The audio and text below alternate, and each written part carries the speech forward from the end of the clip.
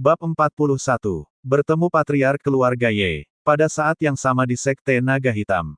Jenazah Cao Jiai baru saja selesai dikuburkan di halaman paviliun kelima. Seorang lelaki tua berpakaian tradisional China kuno tampak terlihat kesal dengan peristiwa yang baru saja terjadi. Tetua Yan Weifeng memandangi wajah putranya yang tengah berlutut. Yan Cheng tampak pucat seolah sulit bernapas menghadapi tekanan dari ayahnya sendiri. Kemudian Yan Weifeng bertanya kepada putranya sendiri, siapa yang telah membunuh Cao Jiai?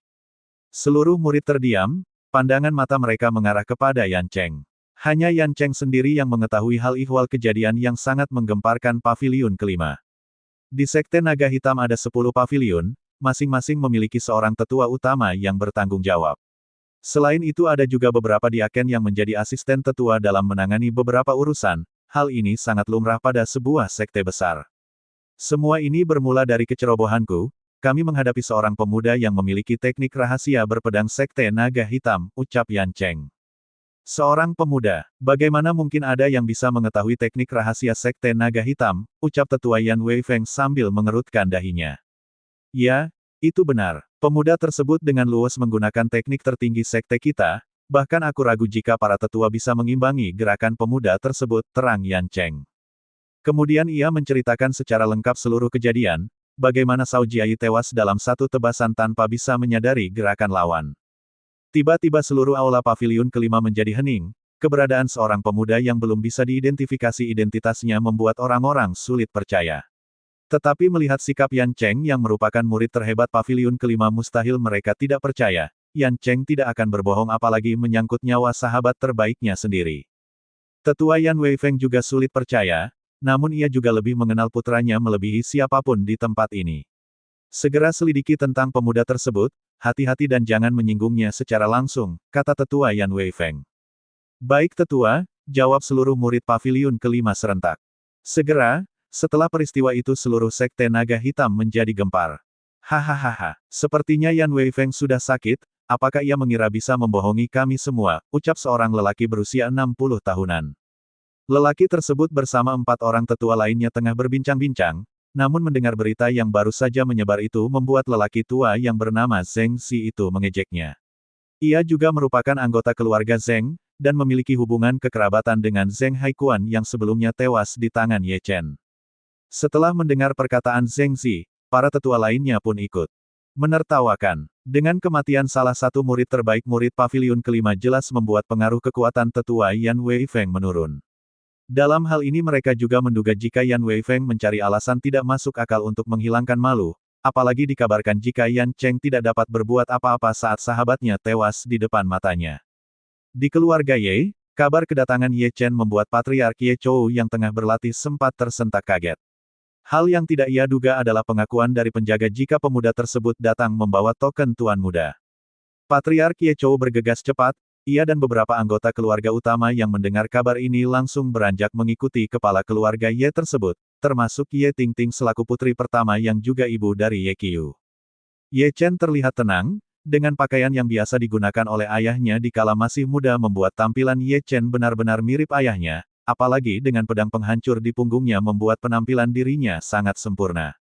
Pada saat ini, Patriark Ye dan seluruh anggota keluarga utama datang. Ye Tingting dan Ye Lingling juga ikut menyaksikan, mereka semua terpana melihat seorang pemuda yang sangat tampan dan begitu familiar di hadapan mereka semua. 2. Ye Chen, ucap Patriark Ye dan kedua putrinya bersamaan, saat ini mereka seperti ditarik ke dalam gelombang waktu masa lalu. Mereka melihat anak bungsu sekaligus adik laki-laki yang terakhir yang meninggalkan klan Ye tanpa pernah kembali lagi. Kamu mirip sekali dengan ayahmu, ucap Patriark Ye Chou dengan wajah sembab. Sebagai seorang ayah, ia tidak mungkin pernah lupa dengan wajah putranya sendiri. Meski 23 tahun berlalu namun bayangan wajah putranya tidak pernah lekang oleh waktu. Patriark Ye Chou tidak bisa menahan dirinya, di bawah tatapan banyak orang ia segera memeluk tubuh kekar Ye Chen, seorang pemuda yang akhirnya menahbiskan dirinya sebagai bagian dari keluarga Ye. Ye Chen merasakan gejolak emosi di dalam dirinya, meski ia baru pertama kali melihat seorang lelaki tua memeluknya tetapi yakin jika orang itu adalah kakeknya sendiri. Bahkan terlihat air mata ketulusan jatuh di pipi kedua orang wanita yang ia nilai seperti kakak kandung dari ayahnya. Ye Chen telah mengetahui jika ayahnya merupakan anak ketiga, di mana kedua orang kakaknya merupakan wanita dan karena hal itu juga ayahnya mendapatkan gelar Tuan Muda keluarga Ye. Kamu kemana saja? Maafkan kakek yang tidak pernah mengetahui keberadaan kamu dan ibumu, ucap Ye Chou selaku kakek Ye Chen. Ceritanya panjang, nanti aku akan bercerita, ucap Ye Chen dengan sopan. Suasana haru penuh bahagia masih menyelimuti keluarga Ye, mereka yang melihat pemandangan ini ikut merasakan haru bahagia. Kecuali Ye Qiyu yang tengah berada di pusat ibu kota, semuanya memandang Ye Chen dengan penuh kebahagiaan. Kakek, aku ingin mengunjungi makam ayah dan ibu, ucap Ye Chen kemudian. Tentu, mari kakek tunjukkan jalan, ucap Patriark Ye Chou sambil melepas pelukannya. Salam bibi, ucap Ye Chen kepada Ye Tingting dan Ye Lingling. Dugaan Ye Chen tepat, keduanya juga tersenyum hangat membalas sapaan Ye Chen. Mereka berdua juga memeluk tubuh keponakannya tersebut sebentar sebelum mereka semua beranjak ke komplek pemakaman Ye Chen dan Xiaoni. Sepanjang jalan, Ye Chen teringat banyak hal. Seluruh memori masa kecilnya yang kelam mulai menyatu dalam ingatannya, gambaran dirinya yang dulu bernama Xiao Chen jelas teringat dari setiap sudut bangunan atau halaman yang dulunya milik klan Xiao. Ye Chen tidak kesulitan sama sekali menuju kediamannya, itu adalah tempat yang sekaligus merupakan makam ayah dan ibunya. Hanya yang berbeda adalah tempat tersebut telah menjadi rapih dan indah. Bangunan tempat Ye Chen tinggal pun dipugar dan dirawat dengan baik, meski tidak terlalu besar namun bangunan itu kini benar-benar layak menjadi tempat tinggal. Sementara itu makam ayah dan ibunya pun terlihat sangat terawat, menandakan jika keluarga Ye sangat mementingkan keberadaan tempat tersebut. Hal ini membuat Ye Chen terenyuh dan memiliki apresiasi yang tinggi terhadap keluarga ayahnya tersebut. Bab 42.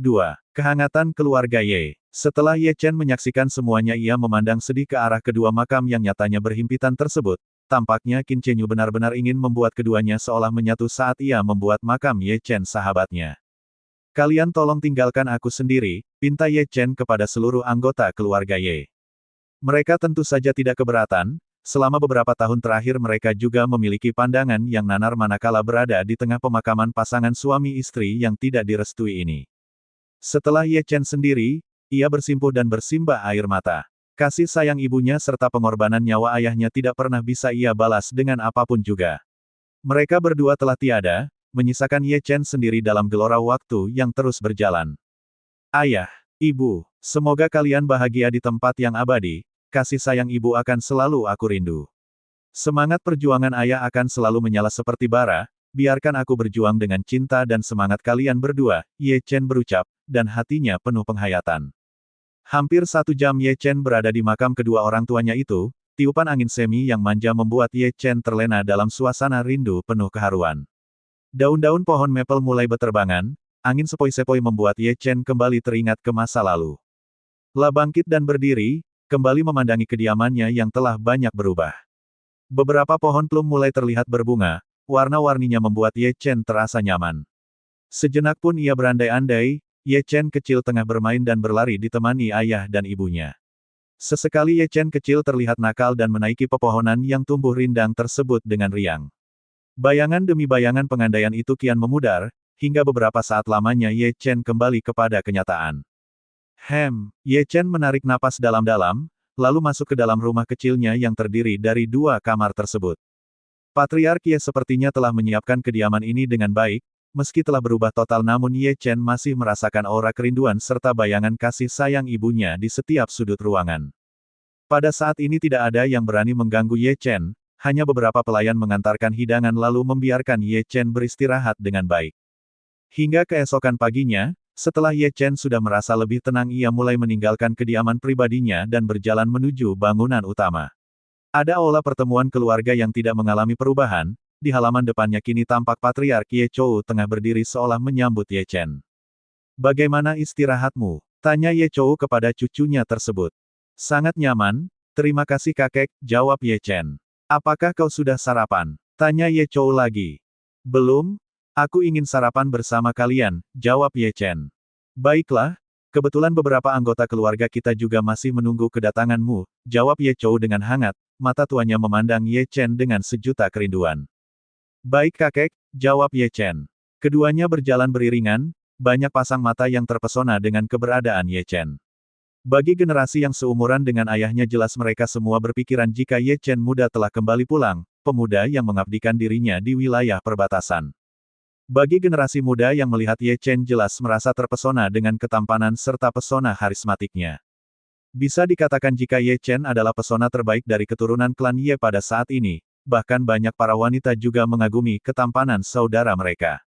Tidak ada kesan ganas di matanya, tidak tercermin juga tampang pembantai di mata jernihnya. Hingga tiba di sebuah ruang makan yang cukup besar, Ye Chen duduk dengan nyaman. Beberapa pelayan mengatur meja makannya dengan baik, suatu keadaan yang tidak pernah bisa Ye Chen pikirkan di masa lalu. Para dewa di langit sepertinya telah memberikan keadilan pada Ye Chen, dia yang dulu merupakan orang yang tak dianggap di tempat ini sekarang berubah menjadi tuan muda yang disegani. Dia yang dulu dianggap sebagai katak, kini telah menjelma menjadi naga yang memukul langit. Saudara Chen, salam kenal. Namaku Ye Qiang dan ini adikku Ye Yuchun, kami merupakan putri dari Bibi Ye Lingling, salah satu dari wanita cantik berkata dan memperkenalkan diri. La adalah seorang kultivator muda, sama seperti adiknya yang berada pada ranah pendekar berlian. Menurut pandangan Ye Chen, keduanya memang layak mendapatkan gelar kultivator karena Ye Chen dapat merasakan kekuatan internal mereka juga akan terus berkembang. Salam kenal juga, aku Ye Chen putra dari ayahku. Kebetulan nama kami sama, ucap Ye Chen dengan sedikit canggung. Kami suka nama itu. Kalian berdua benar-benar layak memiliki nama besar itu, ujar Ye Qiang dengan hangat. Suasana penuh keakraban pun berlanjut, Ye Chen mulai terbiasa dan mengenal anggota keluarga utama yang berasal dari kakeknya. Sementara untuk saudara-saudara yang lain, pada kesempatan berikutnya Ye Chen akan diperkenalkan lebih lanjut. Dalam waktu 1 hari ke depan, kabar tentang kepulangan Ye Chen telah menyebar dengan luas di seputaran kota Xinjiang. Desas-desus yang selama ini berkembang liar, kini pupus bersama kabar kepulangan Ye Chen ke keluarga Ye. Adapun para keluarga besar yang sebelumnya pernah ikut menyerang dan menghancurkan klan Xiao di masa lalu merasa ketar-ketir. Luka lama kembali terkuak, badai kecemasan mengguncang Xinjiang dalam waktu singkat. Bayangan keganasan Ye Chen yang telah meninggalkan rasa trauma membuat beberapa kepala keluarga mulai takut. Ye Chen terkenal dengan sang penghancur, menggunakan pedang pusaka keluarga Zheng dan membunuh lawannya tanpa kenal ampun. Mereka pada dasarnya tidak cemas jika itu hanya berkaitan dengan para tetua utama keluarga mereka yang menjadi korban. Hal yang menakutkan adalah fakta jika Ye Chen telah membuat Kai Qianlong terluka sangat parah. Di kediaman keluarga Song. Pada saat ini 5 kepala keluarga tengah berkumpul, meskipun klan Ye telah tumbuh dan berkembang pesat namun keberadaan klan Song tidak bisa dipinggirkan. Sebelumnya keluarga Song mereka adalah yang terkuat, mereka juga yang ikut bergabung dengan aliansi gabungan menyerang klan Xiao dan bersekutu dengan Kai Qianlong. Secara khusus mereka memiliki dendam pribadi terhadap keluarga Ye, awalnya mereka sudah melupakannya namun kedatangan Ye Chen membuat Song Huimei meradang. Ia adalah wanita yang ditolak oleh ayah Ye Chen melalui sebuah hubungan pernikahan. Di masa itu Song Huimei juga kecolongan jika Ye Chen telah menikah dengan Xiao Ni dengan diam-diam. Adapun kepergian Ye Chen ke wilayah perbatasan selatan telah mengaburkan pendapat keluarga Song, mereka tidak menyangka jika pada akhirnya sang penghancur yang muncul di klan Xiao merupakan darah daging dari seseorang yang seharusnya menjadi anggota keluarga Song mereka. Bab 43, Ye Chen yang diminati banyak pihak. Klan Song tidak hanya merasa dibodohi oleh klan Ye, tetapi mereka juga telah kehilangan banyak anggota keluarganya pada saat penyerangan klan Xiao. Oleh sebab itu juga aliansi 5 keluarga masih terbentuk secara diam-diam, dengan pengaruh keluarga Song mereka juga berhasil lolos dari penyelidikan pasukan Mingling. Kini di kediaman keluarga Song, para patriark dan pemimpin 5 keluarga tengah berkumpul membahas kepulangan Ye Chen.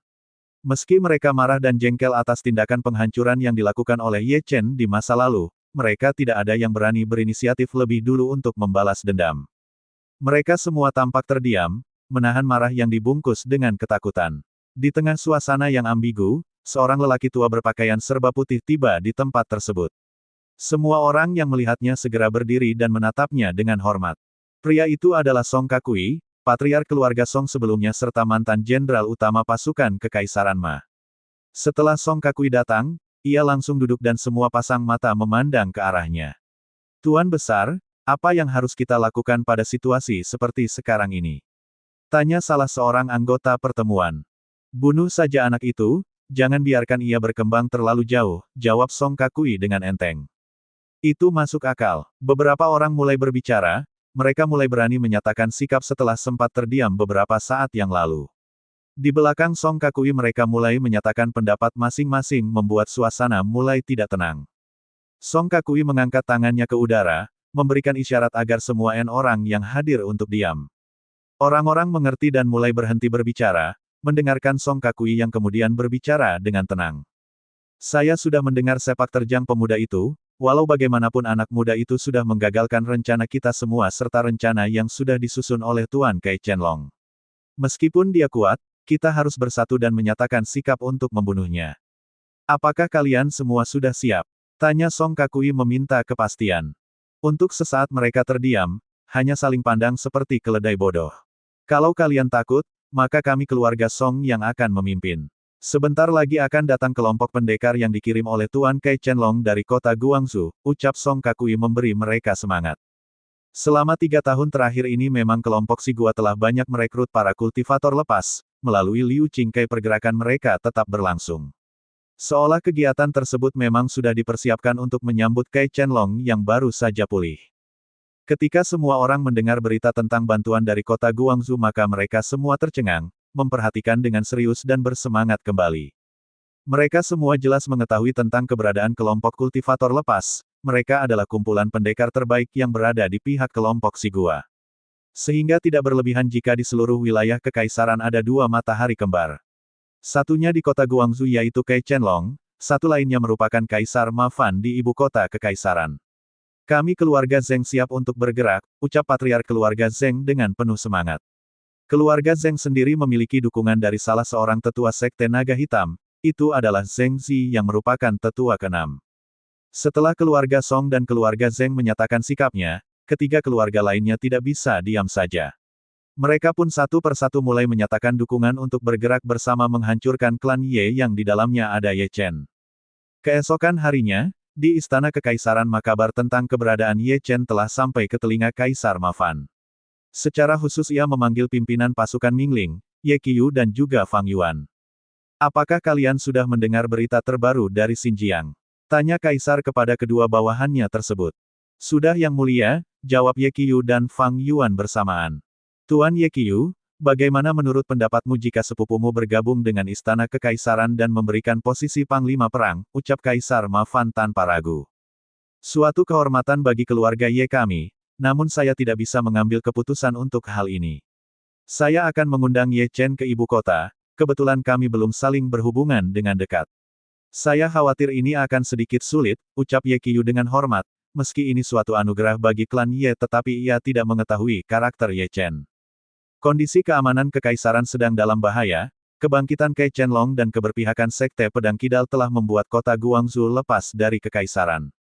Jika hal ini dibiarkan berlarut, maka aku khawatir gejolak pemberontakan di beberapa kota besar lainnya tidak terelakkan, Kaisar Ma berkata dengan serius. Fang Yuan dan Ye Qiyu mengangguk setuju, gejolak yang ditimbulkan oleh kelompok si gua sudah sangat meresahkan. Kekacauan kelompok kriminal kejahatan di beberapa daerah telah menyebabkan kondisi yang tidak kondusif. Jika dibiarkan tentu saja kepercayaan rakyat akan menurun, konflik antar kelompok bersaudara di masa depan akan sulit dihindari. Apa yang dikatakan oleh Baginda Kaisar akan segera saya tindak lanjuti dengan segera, ucap Ye Qiyu dengan penuh perhatian. Baiklah kalau begitu, tugas ini kuserahkan padamu, titah Kaisar Ma Fan penuh harap. Bagi Kaisar Ma Fan hanya Ye Chen yang dapat diharapkan. Setelah peristiwa kekalahan Kai Qianlong dan anak buahnya maka sampai sekarang tidak ada yang cocok dengan kriteria lawan Kai Qianlong.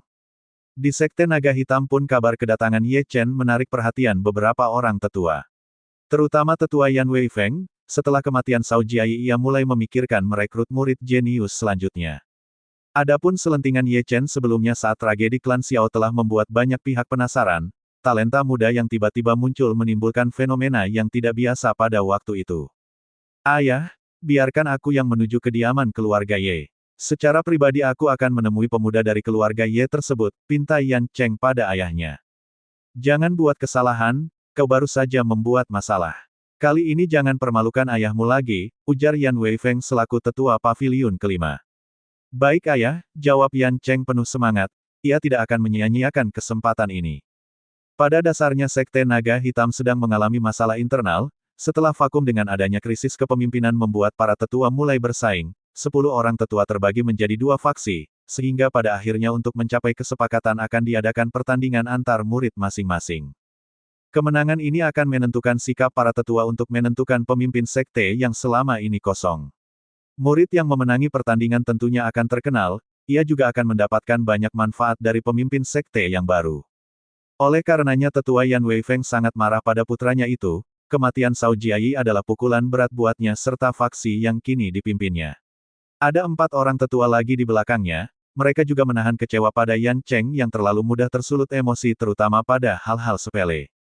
Bab 44. Keterkejutan Yan Cheng. Pertemuan aliansi 5 keluarga besar untuk menghabisi Ye Chen telah diketahui oleh Yan Cheng. Berbekal informasi tersebut ia ingin menjumpai Ye Chen dan membujuknya untuk bergabung ke Sekte Naga Hitam. Ye Chen sendiri selama berada di keluarga Ye tidak begitu sibuk, selain berlatih dan berkultivasi ia ikut membersihkan komplek pemakaman kedua orang tuanya dengan baik. Secara pribadi, Patriark Ye juga mengirimkan seorang asisten yang bernama Sen Shaxi. Ia adalah pemuda yang bekerja di keluarga Ye sejak masih kecil, ia juga terkenal gesit dan terengginas. Sen Shaxi juga berumur hampir sama dengan Ye Chen.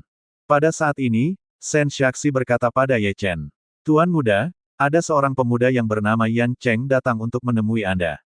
Yan Cheng. Ye Chen mengerutkan keningnya. Benar Tuan muda, Yan Cheng adalah murid berbakat Sekte Naga Hitam, kini ia berada di ruang pertemuan bersama Patriark dan yang lainnya, jawab Sen Shaxi. Baiklah, bawa aku ke sana, ucap Ye Chen. Keduanya pun beranjak ke aula pertemuan klan Ye, hendak menemui tamu yang dimaksud. Di dalam aula pertemuan, Patriark Ye sangat memandang tinggi orang-orang dari Sekte Naga Hitam. Yan Cheng duduk pada posisi terhormat, membuat karismanya sebagai utusan Sekte Naga Hitam diliputi dengan keagungan.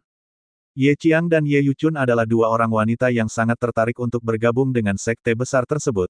Mendengar jika kedatangan Yan Cheng yang ingin merekrut sepupu mereka ada rona kebanggaan di dalam hati mereka.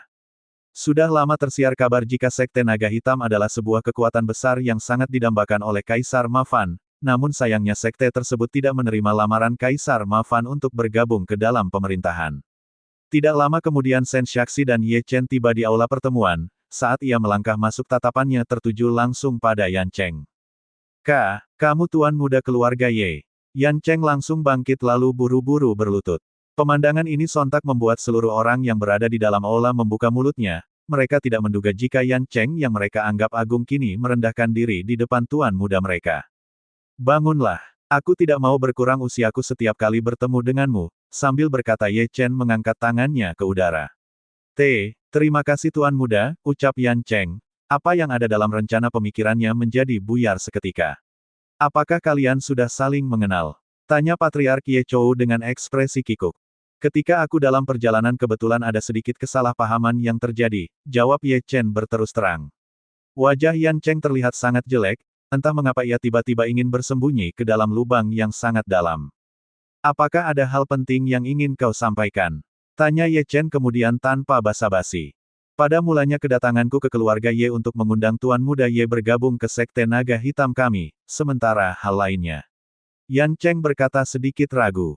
Katakan saja, ucap Ye Chen. Aku baru saja mendapatkan informasi jika para keluarga besar berencana ingin membunuh Tuan Muda, selain itu Song Kakui juga mendapatkan bantuan dari kelompok Si Gua untuk memusnahkan klan Ye, ucap Yan Cheng dengan hati-hati. Patriark Ye dan anggota keluarga lainnya terkejut.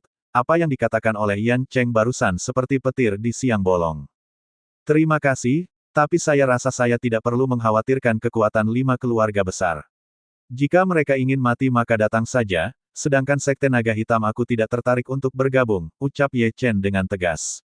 Yan Cheng terdiam, ia jelas mengetahui kekuatan Ye Chen yang bisa dikatakan melebihi kekuatan ayahnya sendiri. Jika ia tahu Tuan Muda Ye adalah orang yang sama dengan pemuda yang pernah ia singgung sebelumnya, maka Yan Cheng tidak akan memiliki keberanian untuk datang ke kediaman keluarga Ye. Tetapi pada saat ini, ada hal lain yang mengejutkan semua orang. Seorang pelayan datang dengan tergesa-gesa menyampaikan pesan dari penjaga. Patriark, mohon maaf mengganggu. Ada utusan dari Istana Kekaisaran, mereka ingin menemui Tuan Muda, ucap pelayan tersebut. Patriark Ye Chou terdiam, melirik ke arah Ye Chen untuk meminta tanggapannya secara langsung. Tidak masalah, biarkan mereka datang, ucap Ye Chen dengan santai. Meski dia tidak mengerti maksud kedatangan pihak istana namun ia juga sedikit ingin tahu dengan tujuan mereka datang. Tidak lama kemudian beberapa orang masuk, mereka adalah orang-orang yang berasal dari pasukan keamanan pelindung kaisar. Mereka juga orang kepercayaan Ye Qiyu di pasukan khusus yang bernama Mingling itu. Salam hormat Patriark Ye dan juga Tuan Muda Ye, kedatangan kami bertujuan untuk menyampaikan pesan khusus dari Tuan Ye Qiyu, ucap utusan tersebut dengan sopan, lalu ia mengeluarkan sebuah gulungan. Patriark Ye membacanya, ada seberkas sinar bahagia terpancar di matanya. Tetapi sejurus kemudian ia menyerahkan gulungan tersebut kepada Ye Chen, karena isi dalam gulungan tersebut berkaitan dengan dirinya. Ye Chen membacanya dengan seksama, tidak ada ekspresi khusus di wajahnya dan ia terlihat biasa dari awal hingga akhir. Katakan pada tuan kalian, aku Ye Chen akan datang ke ibu kota beberapa hari ke depan, Ye Chen berkata dengan tatapan serius kepada utusan tersebut. Baik jika begitu maka kami mohon undur diri, ucap utusan tersebut tanpa berlama-lama. Setelah utusan istana itu pergi, Ye Chen tampak berpikir. Ia juga memikirkan kondisi keamanan yang terjadi di wilayah Kekaisaran Ma, namun dia tidak mungkin menerima jabatan sebagai panglima perang. Tiba-tiba ia memiliki sebuah ide. Sampaikan kepada sekte kalian, aku akan datang berkunjung dalam waktu dekat. Adapun kedatanganku bukan untuk bergabung, ada beberapa hal yang harus kulakukan dengan sekte naga hitammu, ucap Ye Chen kepada Yan Cheng. Baiklah, terima kasih Tuan Muda, jawab Yan Cheng dengan hormat. Dalam hatinya ia merasa senang jika Ye Chen benar-benar datang ke sekte naga hitam, pada titik tertentu ia juga ingin membungkam mulut orang-orang yang pernah mengejeknya atas peristiwa kematian Cao Jiai.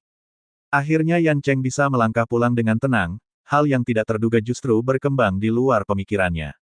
Ia sudah tidak sabar dengan kedatangan Ye Chen ke sektenya sendiri untuk membuat kegemparan.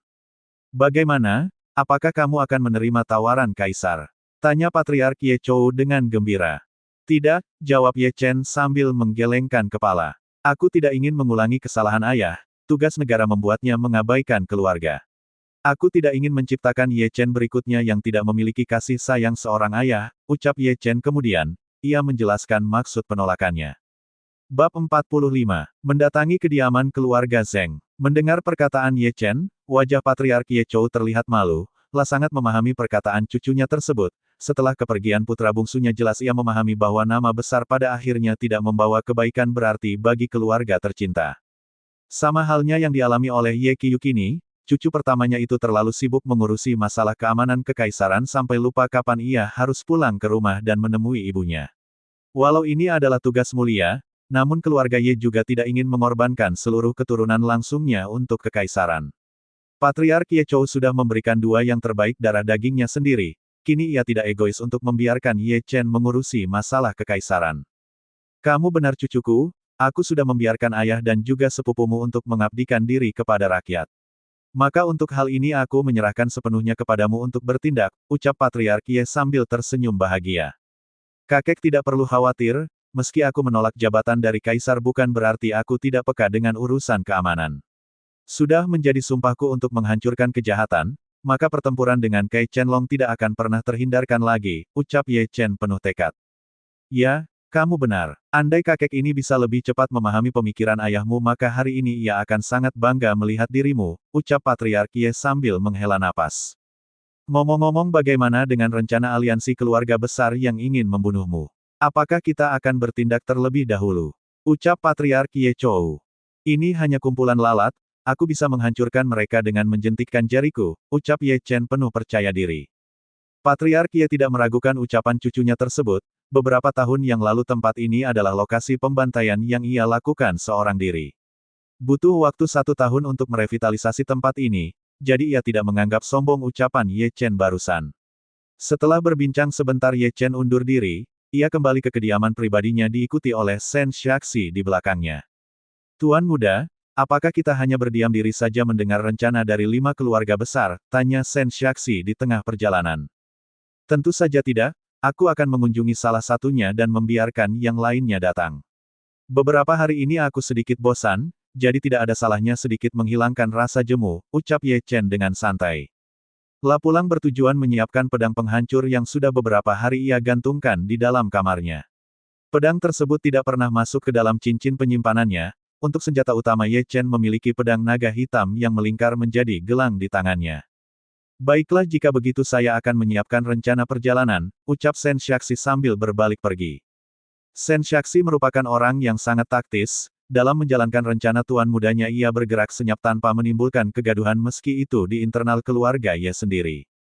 Tidak lama kemudian Ye Chen dan asistennya tersebut sudah bergerak meninggalkan kediaman keluarga Ye, mereka datang kepada keluarga Zheng.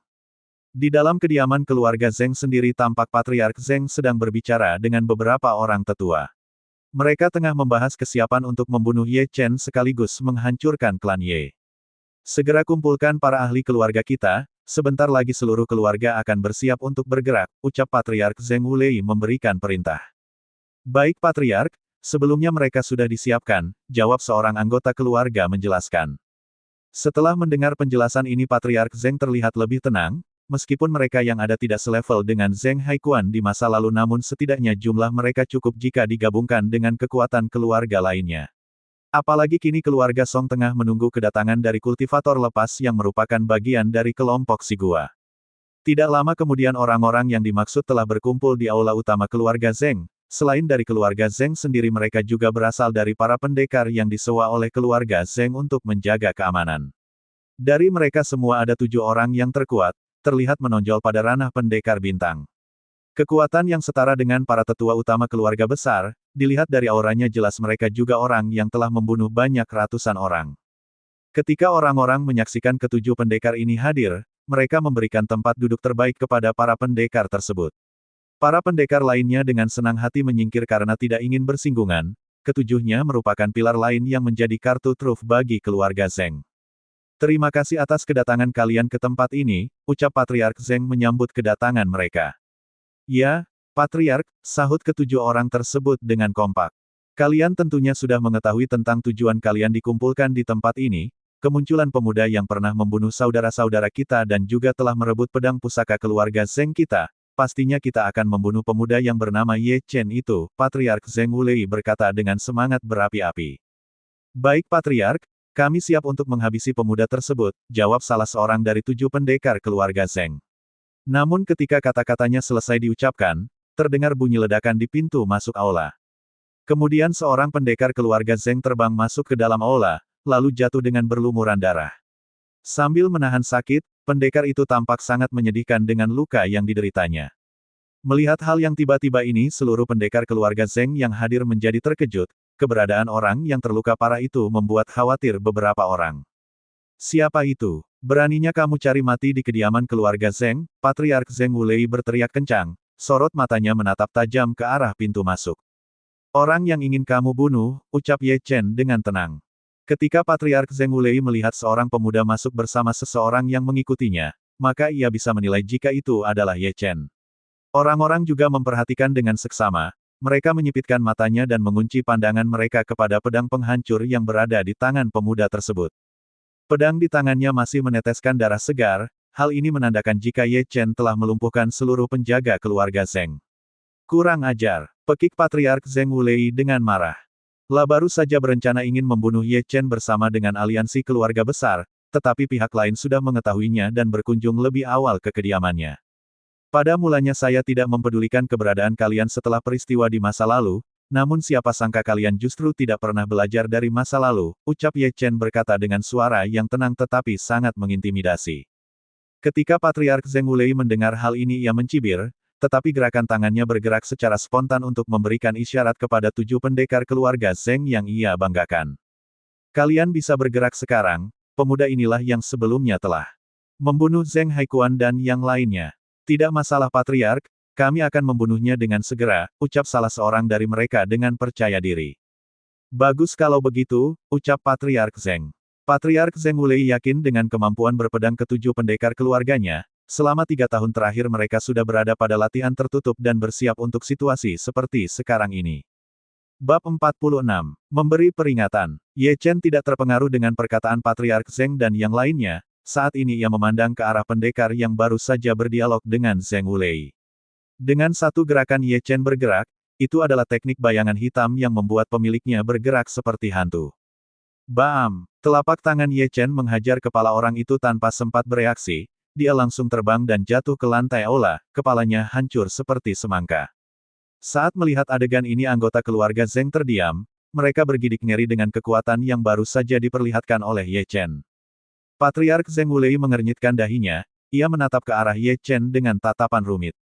Sementara itu 6 orang pendekar utama keluarga Zheng memandang Ye Chen dengan perasaan kemarahan yang sangat besar, mereka tidak menyangka jika Ye Chen berani bertindak impulsif tanpa berkata apa-apa. Kamu harus mati, ucap salah seorang dari mereka, kemudian ia melangkah maju dan mengambil tindakan.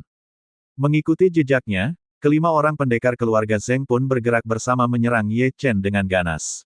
Mereka menyerang secara langsung dari berbagai arah, membuat cahaya pedang berkilau dingin.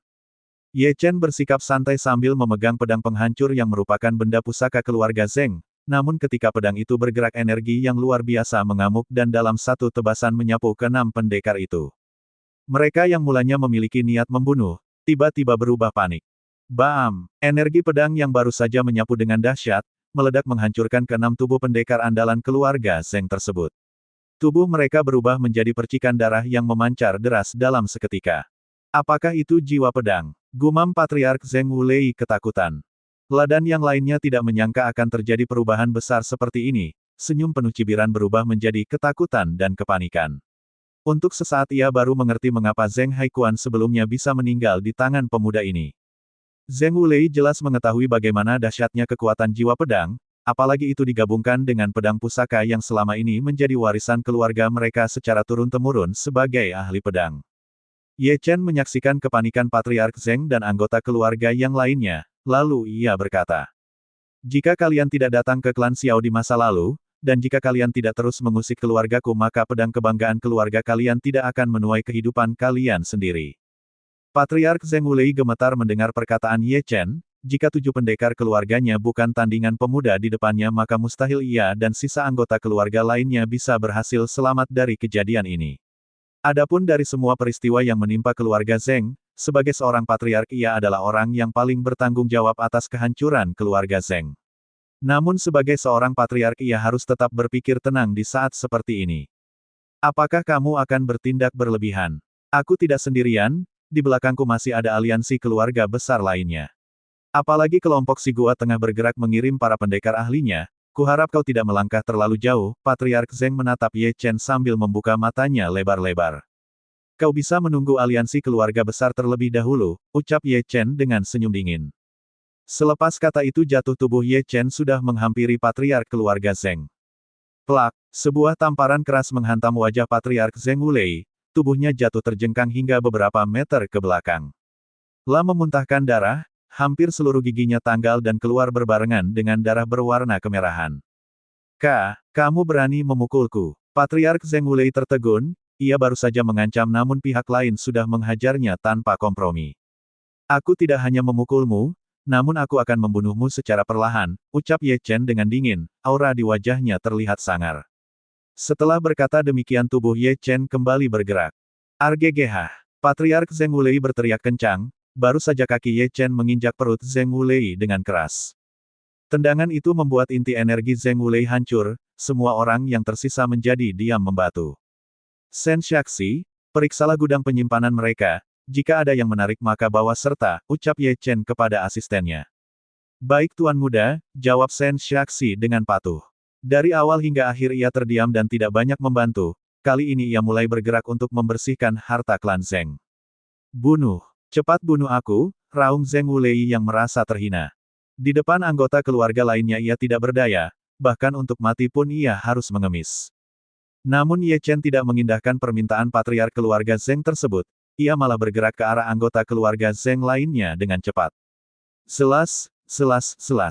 Berikutnya hanya potongan-potongan tubuh mereka terpisah, jatuh ke tanah menyisakan genangan darah yang memilukan hati Zheng Wulei.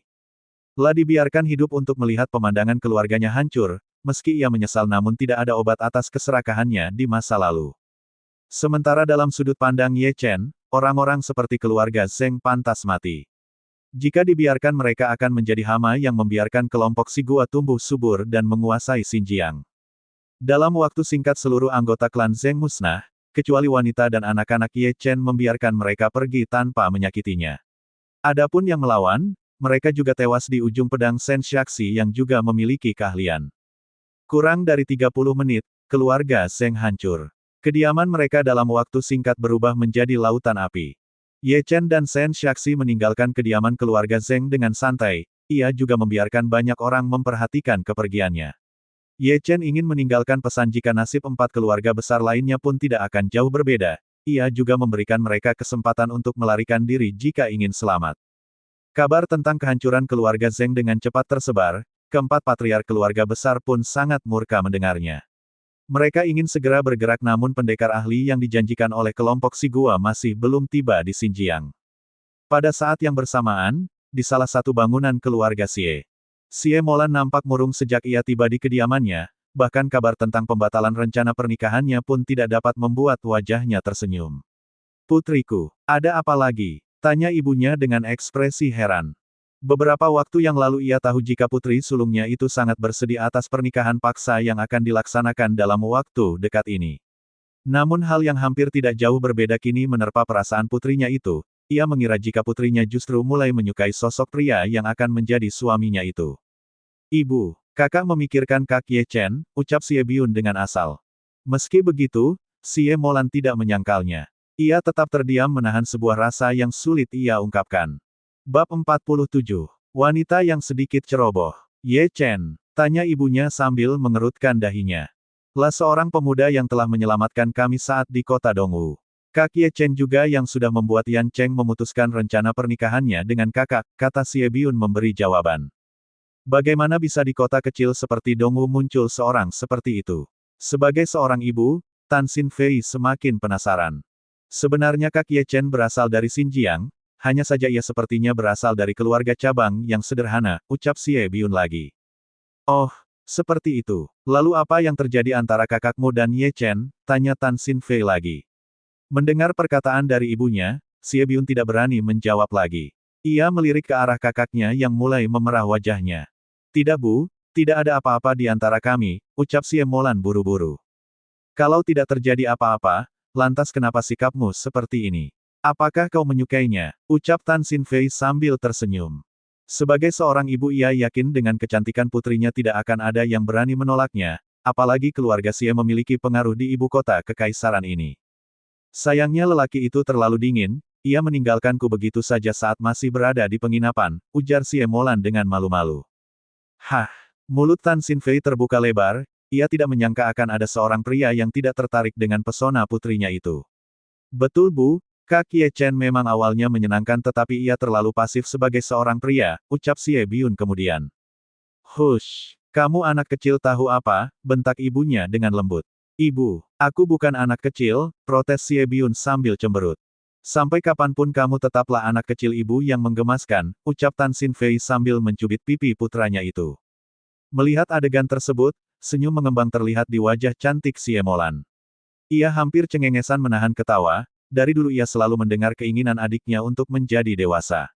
Xie Molan sangat tahu jika adiknya itu selalu ingin menjadi kultivator pedang. Keluarga Xie juga memiliki perguruan kecil, meski hanya memiliki beberapa orang murid namun ayahnya tetap giat mengajar. Xie Xuanzong merupakan seorang kultivator pedang, ia juga merupakan lulusan Sekte Naga Hitam dan pernah berada di Paviliun kelima. Dari hubungan itu juga awal mula tetua Yan Weifeng meminta Xie Xuanzong untuk menjodohkan putrinya kepada Yan Cheng. Dengan otoritasnya sebagai tetua, maka keluarga Xie tidak bisa menolaknya. Xie Biun juga ingin sekali bergabung dengan Sekte Naga Hitam, jika pernikahan itu terjadi maka jalan bagi putra bungsu Xie Xuanzong itu akan berjalan mulus. Belum lagi manfaat dari pengaruh dukungan Paviliun kelima Sekte tersebut, sehingga pada saat itu Xie Molan benar-benar tidak berdaya. Di kota Xinjiang, pada akhirnya berita kehan keluarga Zheng pun dengan cepat sampai ke telinga Patriark Ye Chou. Berita ini sekaligus membuat dirinya semakin kagum dengan jalan pemikiran cucunya tersebut. Di saat keramaian tengah melanda kota Xinjiang, tampak Ye Chen dan juga Shen Xiaxi sedang berada di sebuah rumah makan mewah kota Xinjiang. Ye Chen tidak buru-buru pulang ke kediamannya, walau bagaimanapun ia adalah orang yang cerdik sejak masih kecil. Kemampuan daya hafalnya telah menimbulkan daya tangkapnya menjadi semakin berkembang.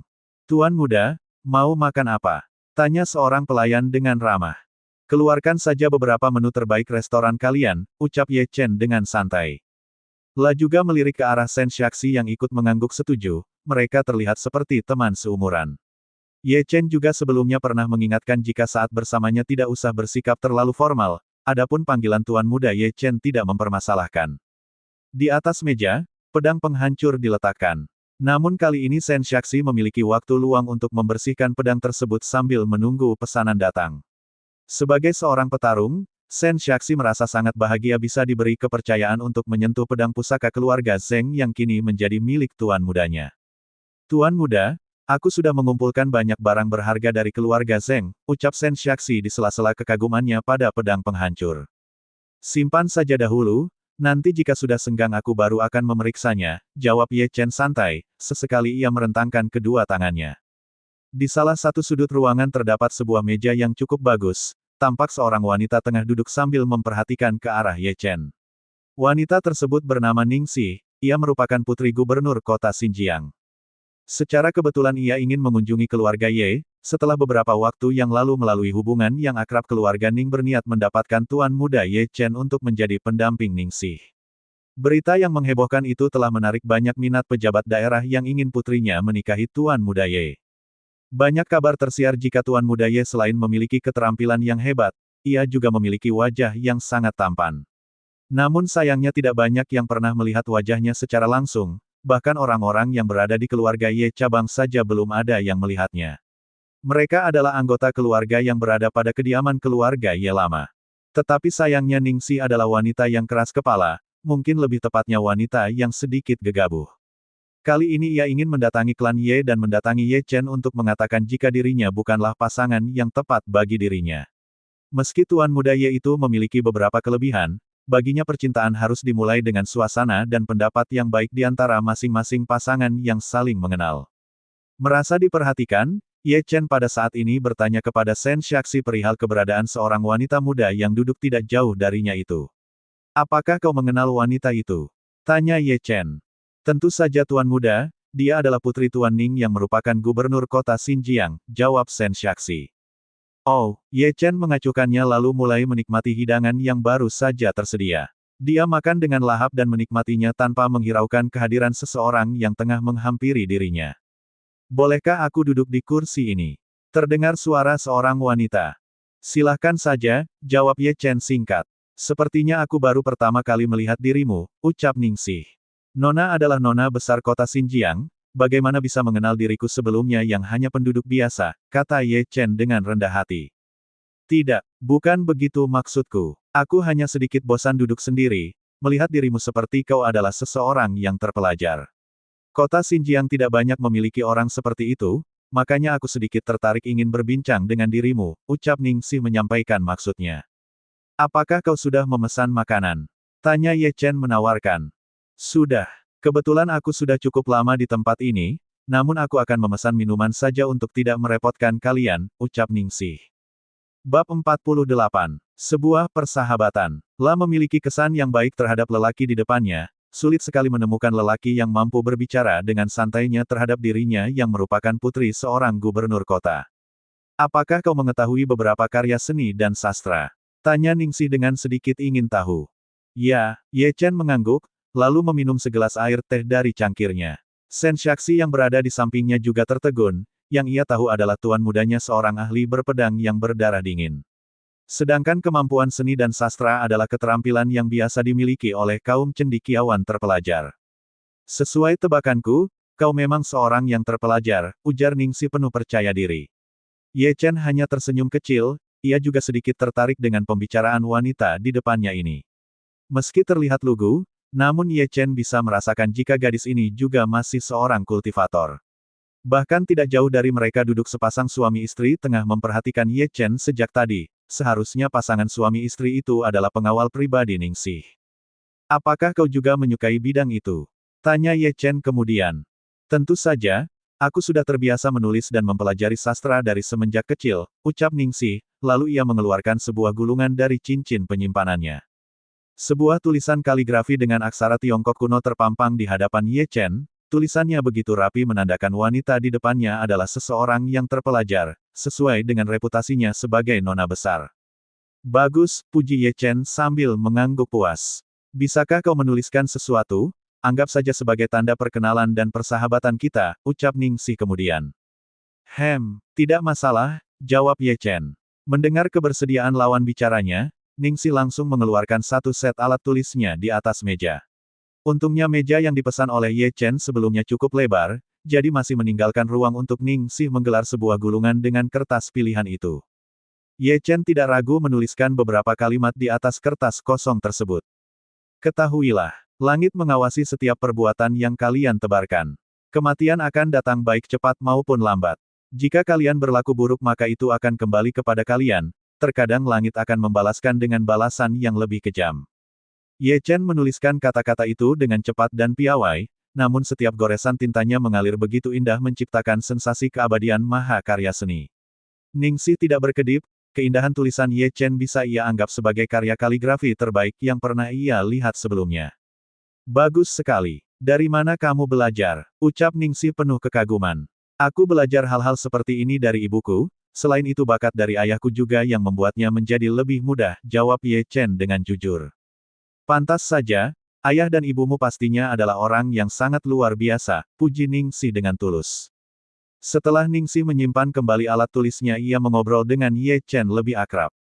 Dengan pemahaman dan kemampuan ilmu pengetahuan yang dimiliki oleh Ye Chen membuat Ningxi melongo. Ia tidak menyangka jika Xinjiang kota yang menjadi wilayah kekuasaan ayahnya terdapat seorang pemuda yang memiliki talenta luar biasa. Sedangkan bagi Ye Chen sendiri kemampuan seperti itu sudah di luar kepalanya, bisa dikatakan jika Ye Chen sendiri merupakan perpustakaan berjalan klan Xiao. Di masa lalu ia selalu menyempatkan diri membaca secara sembunyi-sembunyi saat membersihkan perpustakaan tersebut, bahkan tidak sering ia memiliki kesempatan yang leluasa saat penjaga sedang berhalangan atau ada urusan lain. Sudah lama kita mengobrol tetapi aku belum mengenal siapa namamu, ucap Ningxi dengan sedikit malu. Saya hanya salah satu bagian dari keluarga Ye, tidak banyak yang mengenal saya di kota ini, jawab Ye Chen merendah. Keluarga Ye, tanya Ningxi sambil mengerutkan keningnya. Apakah kau mengetahui tentang tuan muda keluarga Ye, Ye Chen? Tanya Ningxi kemudian. Tentu saja aku mengetahuinya, jawab Ye Chen dengan tenang. Namun jawaban Ye Chen itu membuat Ningxi sedikit tidak nyaman, kembali teringat akan rencana ayahnya yang ingin menjodohkan dirinya pada Ye Chen. Bahkan kedatangannya kali ini juga ingin menyelidiki pemuda yang masih misterius itu. Aku sebenarnya akan dijodohkan dengan pria itu, ucap Ningxi kemudian. Hah, Ye Chen membuka mulut lebar-lebar, ia tidak percaya jika ada hal semacam itu. Itu rencana ayahku, hari ini ia akan datang ke keluarga Ye dan akan menyatakan keinginan tersebut. Ayahku dan patriark keluarga Ye memiliki kedekatan, jadi seharusnya hal itu tidak akan sulit untuk diwujudkan, ucap Ningxi dengan tidak berdaya. Bukankah itu hal yang baik, ucap Ye Chen berpura-pura. Apanya yang baik? Aku sangat tidak menyukai lelaki yang suka membunuh.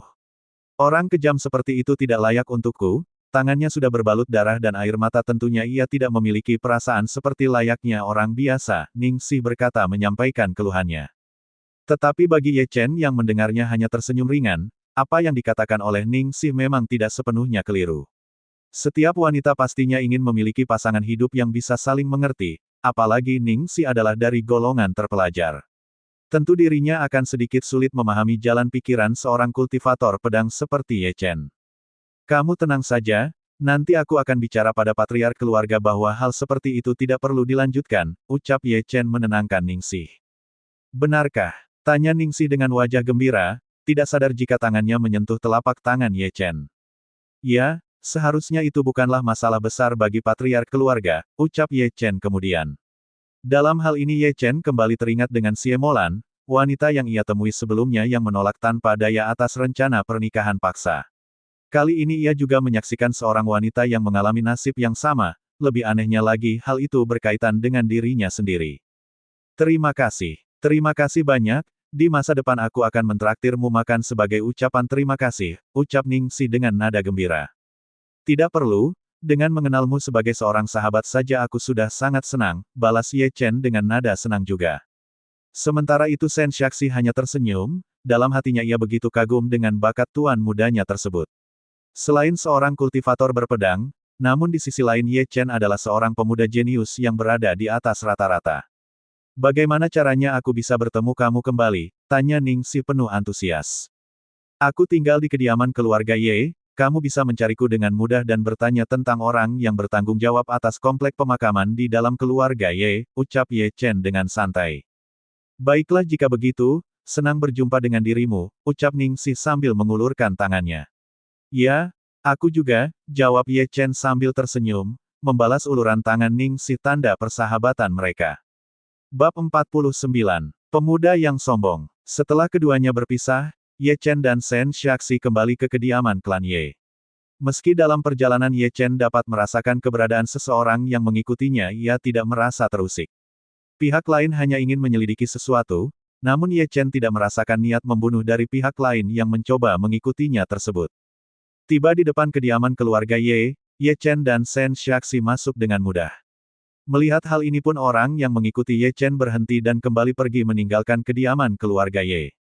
Bagaimana hasil penyelidikanmu? Tanya Ningsih kepada orang kepercayaannya. Ternyata benar, pemuda itu berasal dari keluarga Ye. Melihat sikap para penjaga kepadanya menandakan ia adalah keturunan yang memiliki pengaruh, jawab seorang wanita parubaya. Pantas saja ia bilang akan mudah mengatakan masalah tadi kepada patriark keluarga, gumam Ningsih dengan senang, lah merasa perjalanannya kali ini tidak sia-sia, apalagi ia juga mendapatkan seorang sahabat yang memiliki bakat dan hobi yang sama dengan dirinya. Nona, pemuda itu sepertinya tidak berbahaya. Sepanjang percakapan tadi, aku tidak merasakan fluktuasi energi apapun dalam dirinya. Hanya saja pemuda yang berada di sampingnya terlihat sangat patuh, ia juga sepertinya seorang penjaga, ucap pengawal pribadi lainnya. Hanya saja pedang yang berada di tangan pengawal itu sedikit familiar, tambah pria paruh baya tersebut. Sudahlah, sepertinya klan Ye memperhatikan pemuda itu dengan baik. Wajar saja jika ia dilindungi oleh pengawal dengan senjata terbaik. Klan Ye memiliki banyak sumber daya yang luar biasa, ucap Ningsih membela Ye Chen yang belum ia kenal namanya. Sejak awal pembicaraan Ye Chen terus menyembunyikan identitas aslinya, di kalangan orang-orang terpelajar orang seperti ini adalah orang yang rendah hati dan tidak mau menonjolkan diri.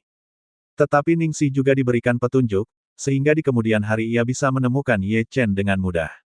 Nona, ada informasi tambahan yang baru saja aku terima. Keluarga Zheng baru saja dihapuskan, pelaku utamanya adalah Ye Chen dari keluarga Ye, ucap asistennya, wanita parubaya yang sebelumnya mengikuti Ye Chen. Bagaimana orang yang berdarah dingin seperti itu bisa menjadi jodohku? Gerutu Ningsih dengan cemberut. Kedua pengawalnya saling bertatap pandang, mereka adalah sepasang suami istri yang sudah mengikuti Ningsih sejak ia masih kecil. Jadi keduanya paham akan sifat dan karakter Ningsih yang tidak menyukai kekerasan dan pembunuhan, keduanya juga melihat jika Ningsih merasa lebih nyaman dengan pemuda klan Ye lainnya yang baru saja ditemuinya beberapa saat yang lalu. Sementara itu Ye Chen bertemu dengan kakeknya yang sudah menunggu kepulangan cucunya tersebut. Ye Chen pun tidak menyembunyikan peristiwa hancurnya keluarga Zheng di tangannya, lalu ia juga menyerahkan hasil jarahan yang ia dapatkan dari keluarga Zheng. Awalnya Ye Chen ingin memeriksanya sendiri, namun ia berpikir lain saat bertemu dengan kakeknya. Di tangan kakeknya benda tersebut akan lebih berguna, walau bagaimanapun sebagai tuan muda Ye Chen mendapatkan prioritas utama sumber daya keluarga. Jadi pada akhirnya itu juga akan kembali pada dirinya, apalagi Ye Chen juga mendapatkan batu energi terbaik yang ia dapatkan secara khusus dari kakeknya. Kini klan Ye merupakan satu-satunya yang mengeksplorasi Bukit Jinzi yang merupakan tanah terlarang klan Xiao di masa lalu. Setelah bertukar pendapat, Ye Chen juga menyampaikan perihal tentang apa yang dimaksud oleh Ningsih saat mereka bertemu. Patriark Ye Chou pun tidak menganggap serius masalah tersebut, masalah jodoh ia juga tidak akan pernah berani mencampurinya. Justru hal tersebut yang membuat awal mula dirinya gagal mengenali putranya sendiri, jadi ia tidak keberatan dengan sama sekali dengan apa yang dikatakan oleh cucunya tersebut. Pada sore harinya, Ye Chen dan juga dua orang sepupunya berjalan santai di pusat kota Xinjiang. Ye Qiang dan Ye Yuchun secara khusus minta ditemani bersantai, di usia muda mereka menikmati kehidupan terasa lebih perlu ketimbang duduk seharian berkultivasi mandiri. Ye Chen pun tidak keberatan, ia masih memiliki waktu luang dan kebetulan ia juga ingin mengenal kota Xinjiang lebih jauh. Masa kecilnya yang terkurung di klan Xiao membuat pengetahuannya tentang tempat-tempat di wilayah tempat tinggalnya menjadi terkendala. Saudara Chen, apakah kamu sudah memiliki seorang kekasih? Tanya Ye Yuchun dengan santai. Belum, jawab Ye Chen singkat. Apakah itu artinya kau belum pernah berhubungan dengan seorang wanita? Tanya Ye Yuchun dengan penuh keingintahuan. Ye Yuchun hampir seumuran dengan Ye Chen, berbeda dengan kakaknya Ye Qiang yang sedikit lebih dewasa. Dulu pernah, tapi aku sudah melupakannya, jawab Ye Chen dengan enteng. Ku dengar dirimu saat ini banyak diminati oleh para gadis muda. Kenapa kamu tidak memilih satu di antara mereka? Ucap Ye Yuchun dengan pertanyaan. Mencari seorang gadis itu mudah, namun yang seperti ibuku itu sangat sulit, jawab Ye Chen sambil tersenyum. Dalam hidupnya Ye Chen memiliki standar wanita, setelah ia mengira Qin Yu tulus dalam mencintainya maka pintu hati Ye Chen semakin sulit diketuk, lah kecewa dan menganggap semuanya hanya sebagai teman biasa saja, apalagi baru-baru ini ia juga berjumpa dengan dua orang wanita yang merasakan pemaksaan kehendak. Jadi Ye Chen sangat menghindari perjodohan apapun itu alasannya, karena hal itu pula yang membuat ibu dan ayahnya terpisah. Pada saat ini mereka bertiga sedang asyik berjalan santai, namun tanpa diduga sekelompok pemuda jalan begitu angkuh hingga menabrak Ye Qiang hingga hampir tersungkur. Apakah kamu tidak memiliki mata? Hardik seorang pemuda dengan kasar. Sen Shaxi yang melihat kejadian ini segera bertindak. Matamu yang buta, jelas-jelas kau yang sudah menabrak nonaku.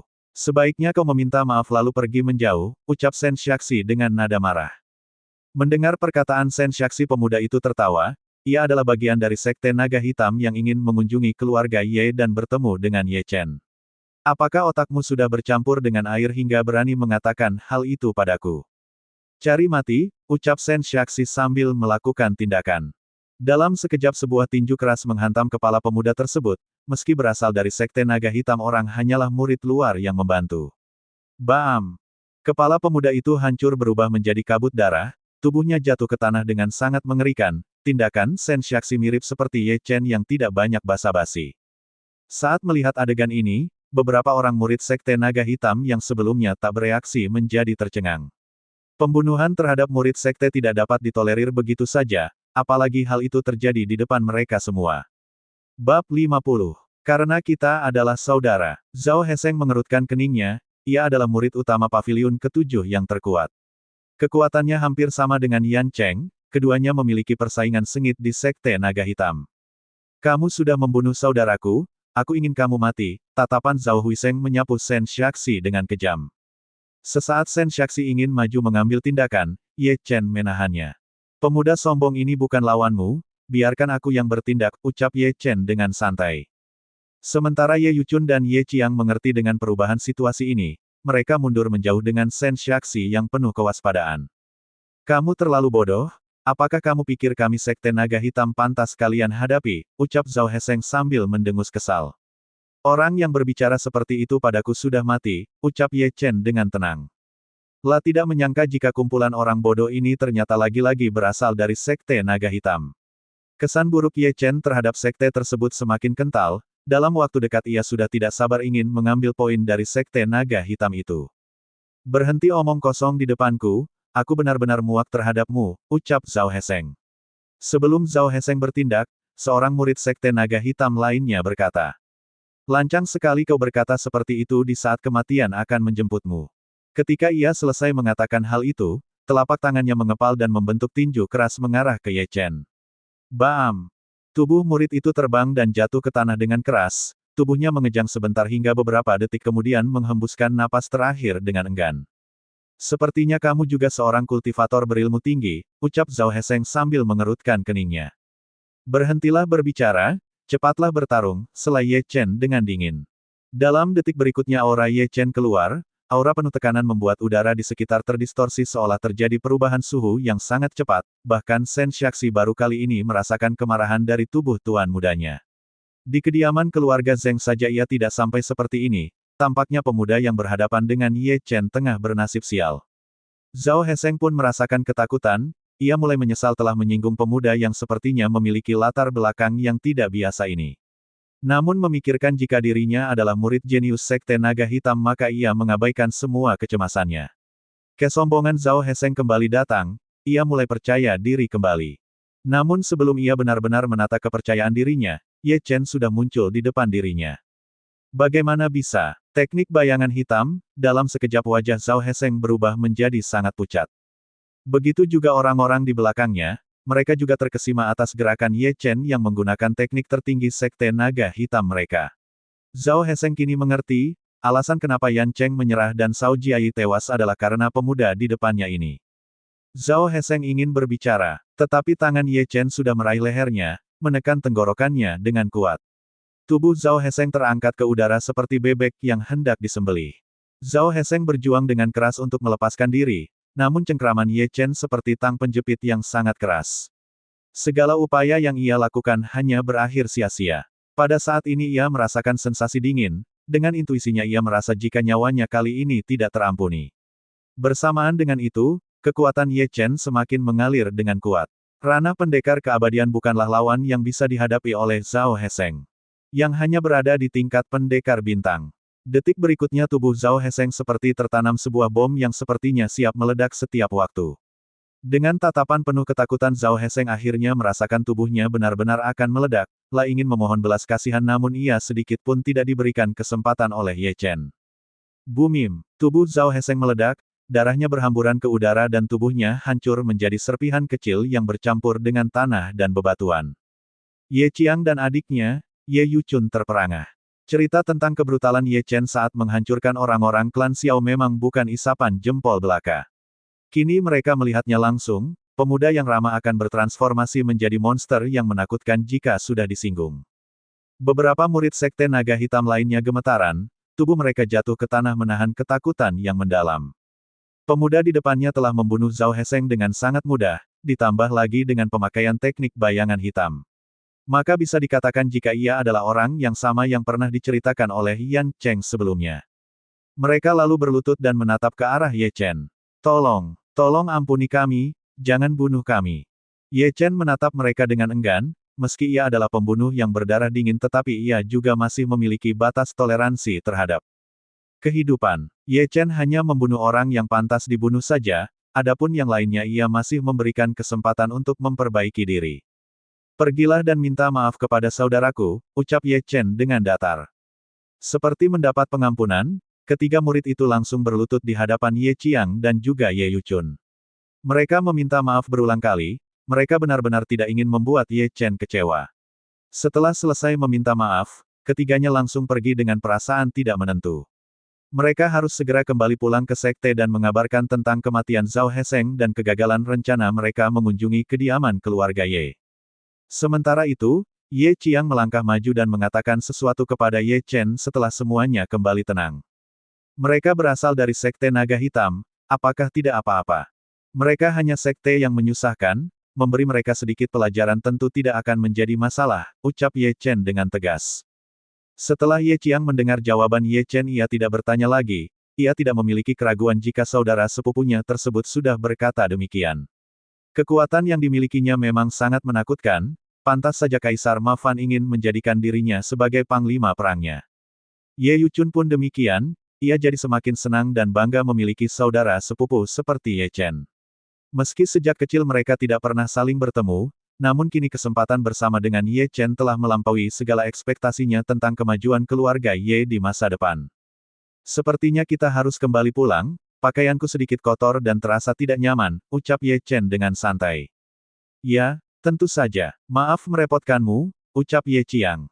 Kita adalah saudara, siapapun yang berani mengganggu kalian di masa depan maka aku tidak akan segan menghabisi nyawanya, ucap Ye Chen kepada kedua sepupu wanitanya itu. Terima kasih, jawab Ye Qiang dan Ye Yuchun bersamaan. Seluruh rangkaian kejadian diperhatikan oleh banyak orang, namun setelah mereka tahu jika itu adalah Ye Chen maka tidak ada yang berani bersuara apalagi bertindak. Kedikdayaan nama Ye Chen terlalu menakutkan, apalagi barusan ia baru saja menyinggung Sekte Naga Hitam secara terbuka.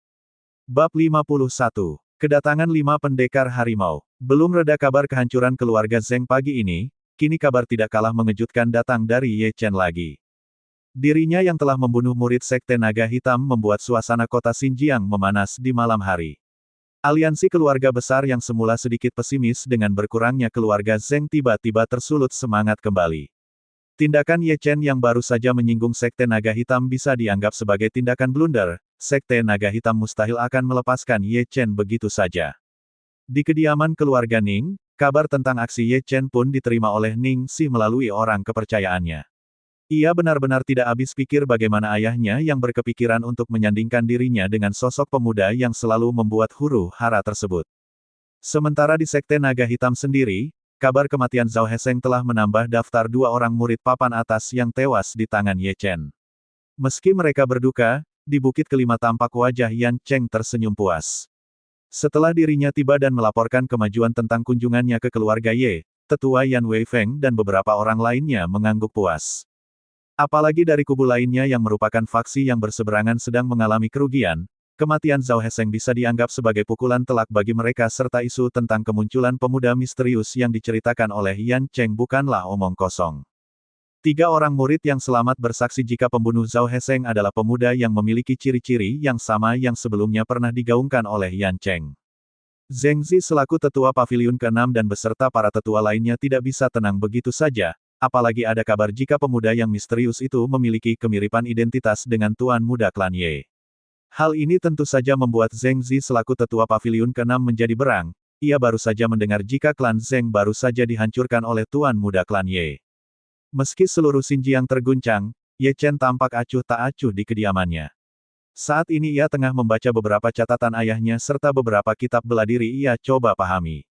Beberapa kitab bela diri itu merupakan teknik yang dimiliki oleh klan Ye, ada sedikit kemiripan antara teknik klan Xiao dan juga teknik klan Ye yang baru saja dipelajari oleh Ye Chen.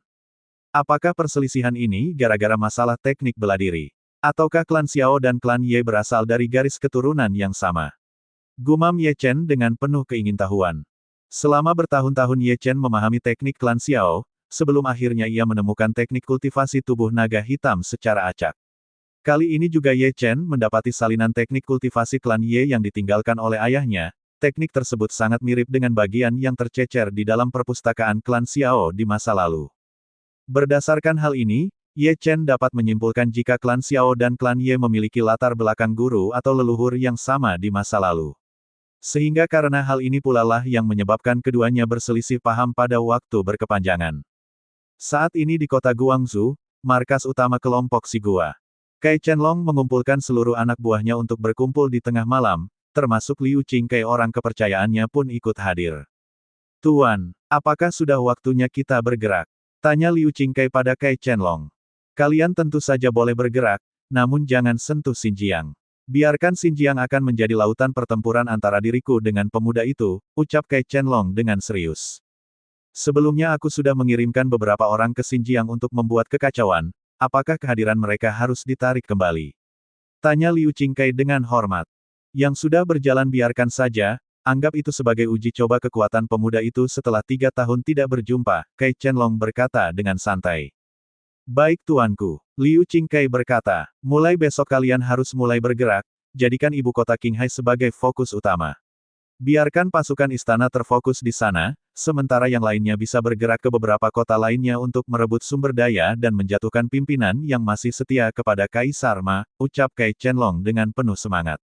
Dalam benaknya ia sudah merindukan pertempuran epik antara dirinya dengan pemuda yang ia kenal sebagai Xiao Chen, namun belakangan pemuda tersebut ternyata bernama Ye Chen dan sekaligus tuan muda dari klan Ye.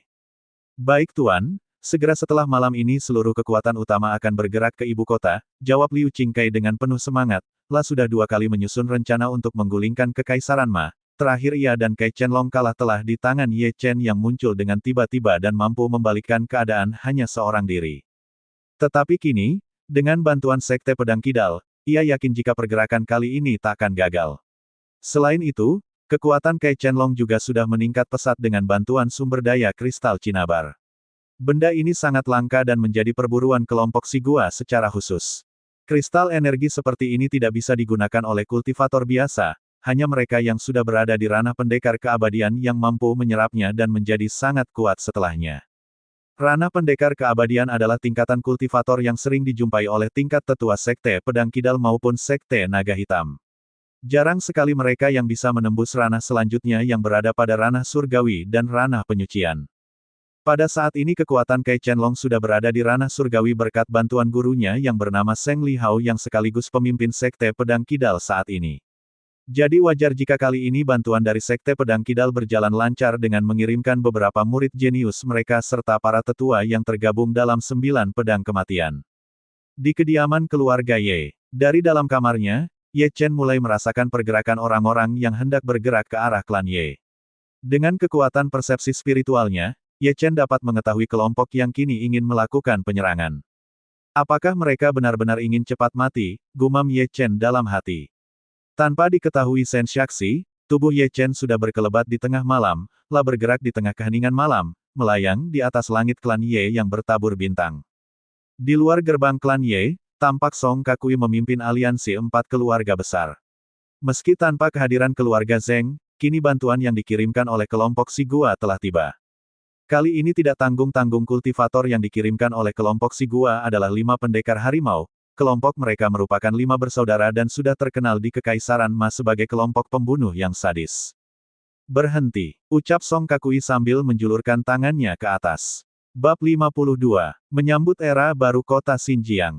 Kenapa harus berhenti? Bukankah lebih baik langsung masuk dan menyergap mereka di saat mereka sedang terlelap, ucap patriark keluarga Murong. Song Kakui berkata, kita pasti akan membunuh mereka semua, namun kita harus memastikan agar mereka tidak ada yang selamat dan memberangus tempat ini dengan cepat. Patriark keluarga Yun, Patriark Wen, dan juga Patriark Murong saling bertatapan. Lalu apa yang harus kami lakukan? Tanya Patriark keluarga Murong. Kita berpencar. Setelah menemukan Ye Chen kita harus memberikan kode suar dan bersatu untuk membunuhnya, jawab Song Kakui sambil membagikan 5 buah suar yang dimaksud. Baiklah jika begitu, ucap Patriark Murong. Di atas sebuah pohon besar mata Ye Chen bersinar, kedua alisnya tampak menyatu dan memunculkan niat membunuh yang kuat. Kali ini Ye Chen ingin membersihkan keluarga besar yang selama ini menjadi duri di kota Xinjiang. Ia ingin menentukan keluarga Ye dan keluarga Ning yang akan mengurus kestabilan Xinjiang, mencegah pemberontak masuk untuk mengacaukan kedamaian. Ye Chen mendatangi kelompok anggota keluarga besar, mereka adalah para pendekar yang berada di ranah pendekar berlian dan pendekar bintang. Mereka adalah kekuatan terbaik yang dimiliki oleh setiap keluarga besar untuk datang membunuh Ye Chen. Dengan pedang penghancur di tangan, matanya dingin dan bergerak seperti bayangan kelam di antara ratusan pendekar 4 keluarga besar. Mereka semua berdiri kebingungan. Kemudian detik berikutnya garis halus muncul di setiap leher mereka. Kemudian terdengar suara jatuh, satu persatu tubuh mereka tumbang. Klepuk, klepuk, tubuh mereka terpisah, darah pun mengalir dengan deras tak terbendung lagi. Kejadian yang begitu cepat ini membuat Song Kakui dan kelima pendekar harimau menjadi tersentak kaget. Sebagai pemimpin aliansi jelas ia merasa kecolongan atas tindakan pemuda yang tiba-tiba muncul di belakangnya. Kamu pasti Ye Chen. Ye Chen menatap tajam ke arah pria tua yang berbicara kepadanya.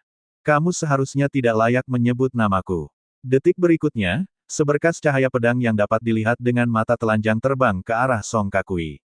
Meski terlihat pelan namun mengandung tekanan yang mampu menekan gravitasi dan menjadikan tubuh Song Kakui tidak dapat bergerak sama sekali. Pef! Song Kakui menyemburkan seteguk darah, ia tidak bisa bereaksi untuk melawan. Tubuhnya lalu kehilangan keseimbangan dan terjatuh ke tanah begitu saja, matanya menatap Ye Chen penuh kebencian. Kelima orang yang berjulukan pendekar harimau tidak bersikap, mereka terlalu malas berada di bawah pengaturan kerjasama dengan orang-orang lemah. Dengan kematian seluruh anggota aliansi keluarga besar, maka mereka berlima bisa dengan leluasa bertindak atas Ye Chen. Siapa kalian? Tanya Ye Chen. Kami dikenal sebagai 5 pendekar harimau kota Guangzhou, jawab salah seorang dari mereka dengan santai, ia adalah Bai Laohu. Aku tidak pernah berurusan dengan orang-orang kota Guangzhou, sebaiknya kalian pergi, ucap Ye Chen dengan tegas. Bersamaan dengan itu tampak Patriark Ye beserta pendekar ahli keluarga Ye sudah muncul. Mereka merasakan adanya pertempuran dan segera datang untuk memeriksa keadaan. Namun di tengah gelapnya malam, mereka melihat Ye Chen sedang berhadapan dengan 5 orang kultivator asing. Pada saat ini pendekar terkuat dari 5 pendekar harimau maju ke depan, lalu berdiri dengan tangan di belakang punggungnya. Menatap ke arah Ye Chen dan berkata dengan tegas. Kami bagian dari kelompok Sigua, di bawah perintah Tuan Liu Qingkai kami harus segera menghabisimu. Oh seperti itu. Jika begitu kalian sudah bisa mati, ucap Ye Chen dengan dingin.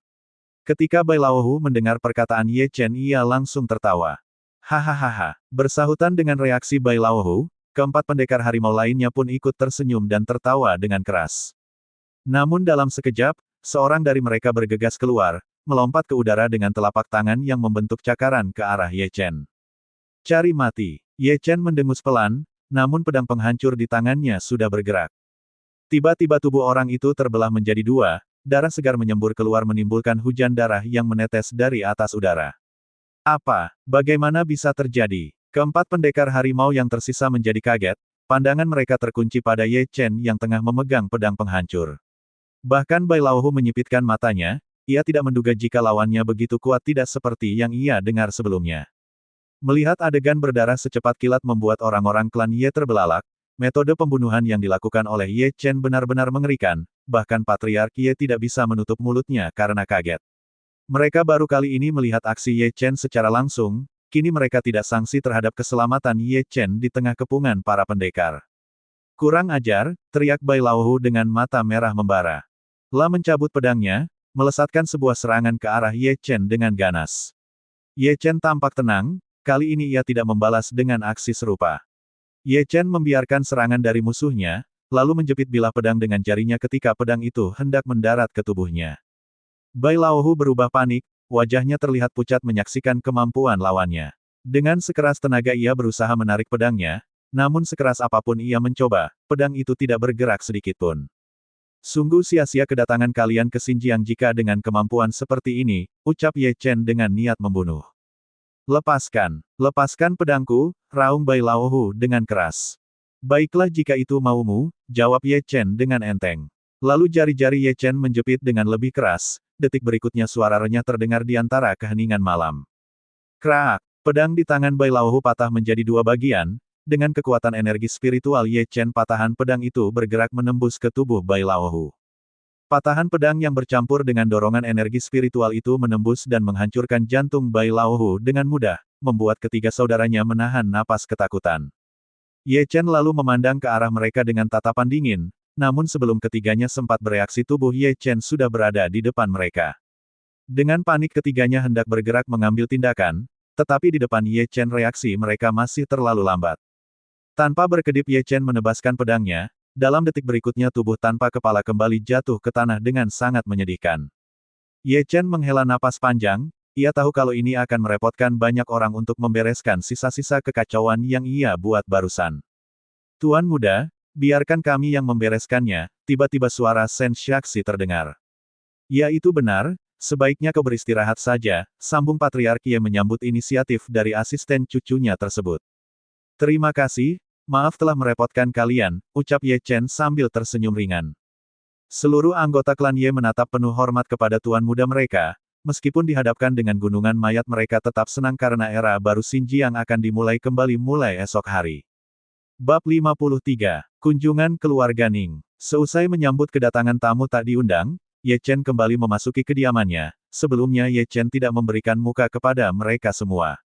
Bukan berarti ia kejam, sebelumnya ia sudah memberi peringatan terhadap kehancuran keluarga Zheng agar mereka bisa berubah. Namun peringatan yang diberikan hanya dianggap angin lalu, ataukah mereka datang dengan sengaja ingin mengantarkan kematian. Di dalam kamarnya, setelah mengganti pakaiannya Ye Chen bergegas istirahat. Sebelumnya ia sudah memastikan tidak ada lagi bahaya yang mengintai, ia memejamkan kedua matanya sambil merindukan sosok ibu yang tidak sempat ia jumpai di saat-saat terakhir. Hingga pagi menjelang pembersihan area luar kediaman klan Ye akhirnya selesai, tanpa menunggu waktu lebih lama mereka semua mulai bergerak mendatangi satu persatu kediaman keluarga besar yang sebelumnya menyambangi kediaman klan Ye. Tidak membutuhkan waktu yang lama, di bawah komando Patriark Ye secara langsung maka pembersihan keluarga besar yang mendirikan aliansi tersebut akhirnya selesai sebelum siang hari. Hal ini juga terjadi karena bantuan gubernur kota Xinjiang yang bernama Ning Goulan. Sebelumnya Tuan Ning Goulan tidak memiliki hubungan yang bagus dengan keluarga Song. Keluarga tersebut terlalu angkuh dengan keberadaan Song Kakui yang merupakan mantan petinggi pasukan istana. Beruntung berkat Ye Chen ia berhasil dilumpuhkan dan menjadi satu-satunya yang selamat pada kejadian tadi malam. Ye Chen memang sengaja tidak membunuhnya, ia ingin meninggalkan saksi dan membiarkan pihak keamanan kota mengorek informasi terkait hubungan keluarga Song dengan kelompok Sigua. Klan Ye pada akhirnya banyak menuai hasil panen sumber daya, semuanya dikumpulkan menjadi satu di tempat rahasia yang sebelumnya Ye Chen pernah terjebak. Kini dalam waktu singkat, perbendaharaan klan Ye meningkat pesat beberapa kali lipat. 1 minggu setelah kehancuran keluarga besar, kini sesuatu yang dikhawatirkan oleh Ning Xi pun tiba. Ia bersama ayah dan juga ibunya menyambangi kediaman keluarga Ye, ayahnya tidak malah semakin semangat untuk menjodohkan Ning Xi dengan tuan muda keluarga Ye. Selamat datang sahabatku, bagaimana kabar kalian? Sapa Patriark Ye kepada Ning Goulan. Baik, selama beberapa hari terakhir aku dan keluarga tidak terlalu sibuk seperti sebelumnya, jawab lelaki yang merupakan gubernur kota tersebut. Bagus jika begitu, mari kita bersantai dan anggap saja rumah kalian sendiri, ucap Patriark Ye Chou dengan wajah ramah. Persahabatan beda generasi itu sudah berlangsung lama, keduanya memiliki kesamaan visi dalam menata kota Xinjiang menjadi lebih baik dan terbebas dari pengaruh kelompok si gua. Apakah Tuan Muda Ye ada di tempat? Kebetulan hari ini aku membawa putriku, Ningxi, ucap gubernur kota tersebut. Hahaha, putrimu terlihat cantik, sepertinya tampak seumuran dengan Ye Chen, balas Patriark Ye dengan senyum gembira. Tetapi wajah Ningxi terlihat tidak senang, ia sama sekali tidak tertarik dengan nama besar Ye Chen ataupun prestasinya beberapa waktu belakangan ini. Salam Patriark, ucap Ningxi, meski demikian ia tetap menunjukkan rasa hormat. Ya bagus, ucap Patriark Ye mengangguk senang. Kendati demikian ia mengingat pesan Ye Chen beberapa hari yang lalu, cucunya tersebut tidak mau dijodohkan dengan putri gubernur kota tersebut. Maksud kedatangan kami sebenarnya ingin mengikat pernikahan putri kami dengan tuan muda keluarga Ye yang akhir-akhir membuat perubahan besar di Xinjiang, Ning Goulan berkata terus terang, ia tidak sungkan sama sekali. Hahaha, ya itu bagus, aku pun sangat senang mendengarnya. Namun sayangnya cucuku belum berencana untuk menikah, Patriark Ye berkata dengan nada sedikit bersalah. Mendengar perkataan dari Patriark Ye Chou, wajah Ningxi terlihat senang. Ia teringat dengan pembicaraannya dengan seorang pemuda klan Ye yang sepertinya membawa hasil positif. Apakah Tuan Muda pernah melihat putriku sebelumnya? Tanya Ning Goulan dengan ekspresi kecewa. Aku juga tidak tahu, hanya saja secara pribadi ia memang pernah membicarakan hal ini padaku dan mengatakan berterus terang jika ia menolak dijodohkan dengan siapapun. Sepertinya ia memiliki beberapa pertimbangan yang tidak bisa aku pengaruhi, jawab Patriark Ye kemudian. Sungguh disayangkan, ternyata Tuan Muda Ye benar-benar berbeda dari yang lainnya, Ning Goulan tidak kecewa melainkan ia semakin tertarik. Di sampingnya tampak Ningxi tersenyum bahagia, hal ini menandakan jika dirinya terlepas dari rencana ayahnya untuk menjodohkan dirinya dengan Ye Chen, sosok yang di dalam pikirannya sangat mengerikan dan orang yang mengedepankan kekerasan. Patriark, mohon maaf sebelumnya. Apakah di keluarga Ye ada seorang pemuda yang memiliki bakat seni luar biasa dan ia sepertinya seseorang yang sangat terpelajar, tanya Ningxi kemudian. Seseorang yang sangat terpelajar, Patriark Ye mengerutkan keningnya, ia tampak berpikir keras. Dan ia katanya bertugas menjaga komplek pemakaman keluarga Ye, terang Ningxi kemudian. Seluruh ruangan tiba-tiba menjadi hening, bahkan Ning Goulan pun terkejut bukan kepalang mendengar ucapan dari putrinya tersebut. Sadar dengan sesuatu yang tidak beres maka Patriark Ye buru-buru mengedipkan matanya pada Ning Goulan lalu berkata pada Ningxi. Apakah kamu pernah berjumpa dengan dirinya? Tanya Patriark Ye dengan penuh keheranan. Ya, kami pernah berbincang dan menunjukkan beberapa karya seni kami, lalu Ningxi mengeluarkan sebuah gulungan berisi kaligrafi. Di depan semua orang ia dengan penuh percaya diri memperlihatkan sebuah tulisan yang ditulis Ye Chen sebelumnya. Patriark Ye Chou terperangah. Selama beberapa saat tatapan matanya kosong seolah ada air mata yang siap menetes kapan saja. Namun buru-buru ia menarik kesadarannya, tulisan tangan itu sangat mirip dengan karya putra bungsunya, Ye Chen. Kamu sangat beruntung nak, pemuda itu mau menunjukkan sisi terdalamnya pada dirimu. Kamu bisa menemuinya, ia tinggal di sebuah rumah kecil dengan 2 makam di halaman rumah tersebut, ucap Patriark Ye Chou dengan ekspresi yang tidak bisa diungkapkan. Ayah, Ibu, aku ingin menjumpai seseorang terlebih dahulu. Kalian bisa memanggilku saat akan pulang nanti, ucap Ningxi sambil berlalu dengan gembira. Ning Goulan dan istrinya tidak bisa berkata apa-apa, dalam hatinya mereka hanya tidak menyangka jika putrinya telah menunjukkan kebodohan. Apa ini artinya? Ning Goulan bereaksi. Kita biarkan saja urusan para pemuda, aku pun tidak paham jika sebelumnya ternyata mereka pernah bertemu dan malah terlihat akrab, ujar Patriark Ye merespon ucapan Ning Goulan. Sementara itu Ningxi sudah melangkah pergi, dalam hatinya ia ingin segera bertemu dengan sosok pemuda yang belakangan ini telah membantunya. Tidak lama kemudian, ia melihat sebuah rumah sederhana yang dimaksud. Rumah yang kecil namun terlihat bersih dan tertata dengan rapi, halamannya pun sangat asri, beberapa pohon rindang tampak menghiasi dengan daunnya yang rimbun.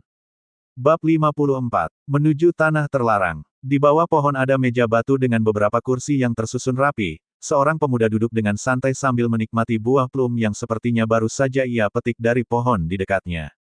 Hai, apa kabar? Sapa Ningxi dengan akrab. Baik, apakah kamu sedang berkunjung ke kediaman keluarga Ye? Tanya Ye Chen kemudian. Ya, itu benar. Aku dan keluargaku sedang berkunjung, kebetulan aku ingat denganmu dan bertanya tentang keberadaanmu pada Patriark, jawab Ning Si sambil duduk di kursi dekat Ye Chen.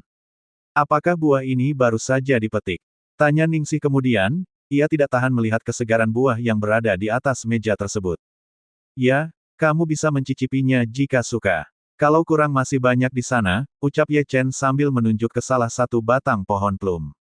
Tanpa sungkan lagi Ning Si mengambil buah yang dimaksud, ia merasakan sensasi kenikmatan di setiap gigitannya.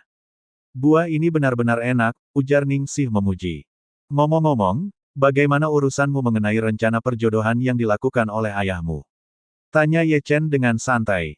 La tentunya paham dengan maksud kedatangan keluarga Ning, selama beberapa hari terakhir Ye Chen juga mengetahui jika hubungan kedua keluarga memang baik dan memiliki persepsi yang sama. Berkat bantuanmu, akhirnya Patriark Ye mengatakan jika perjodohan kami tidak dilanjutkan, ucap Ning Si sambil memasukkan buah ke dalam mulutnya.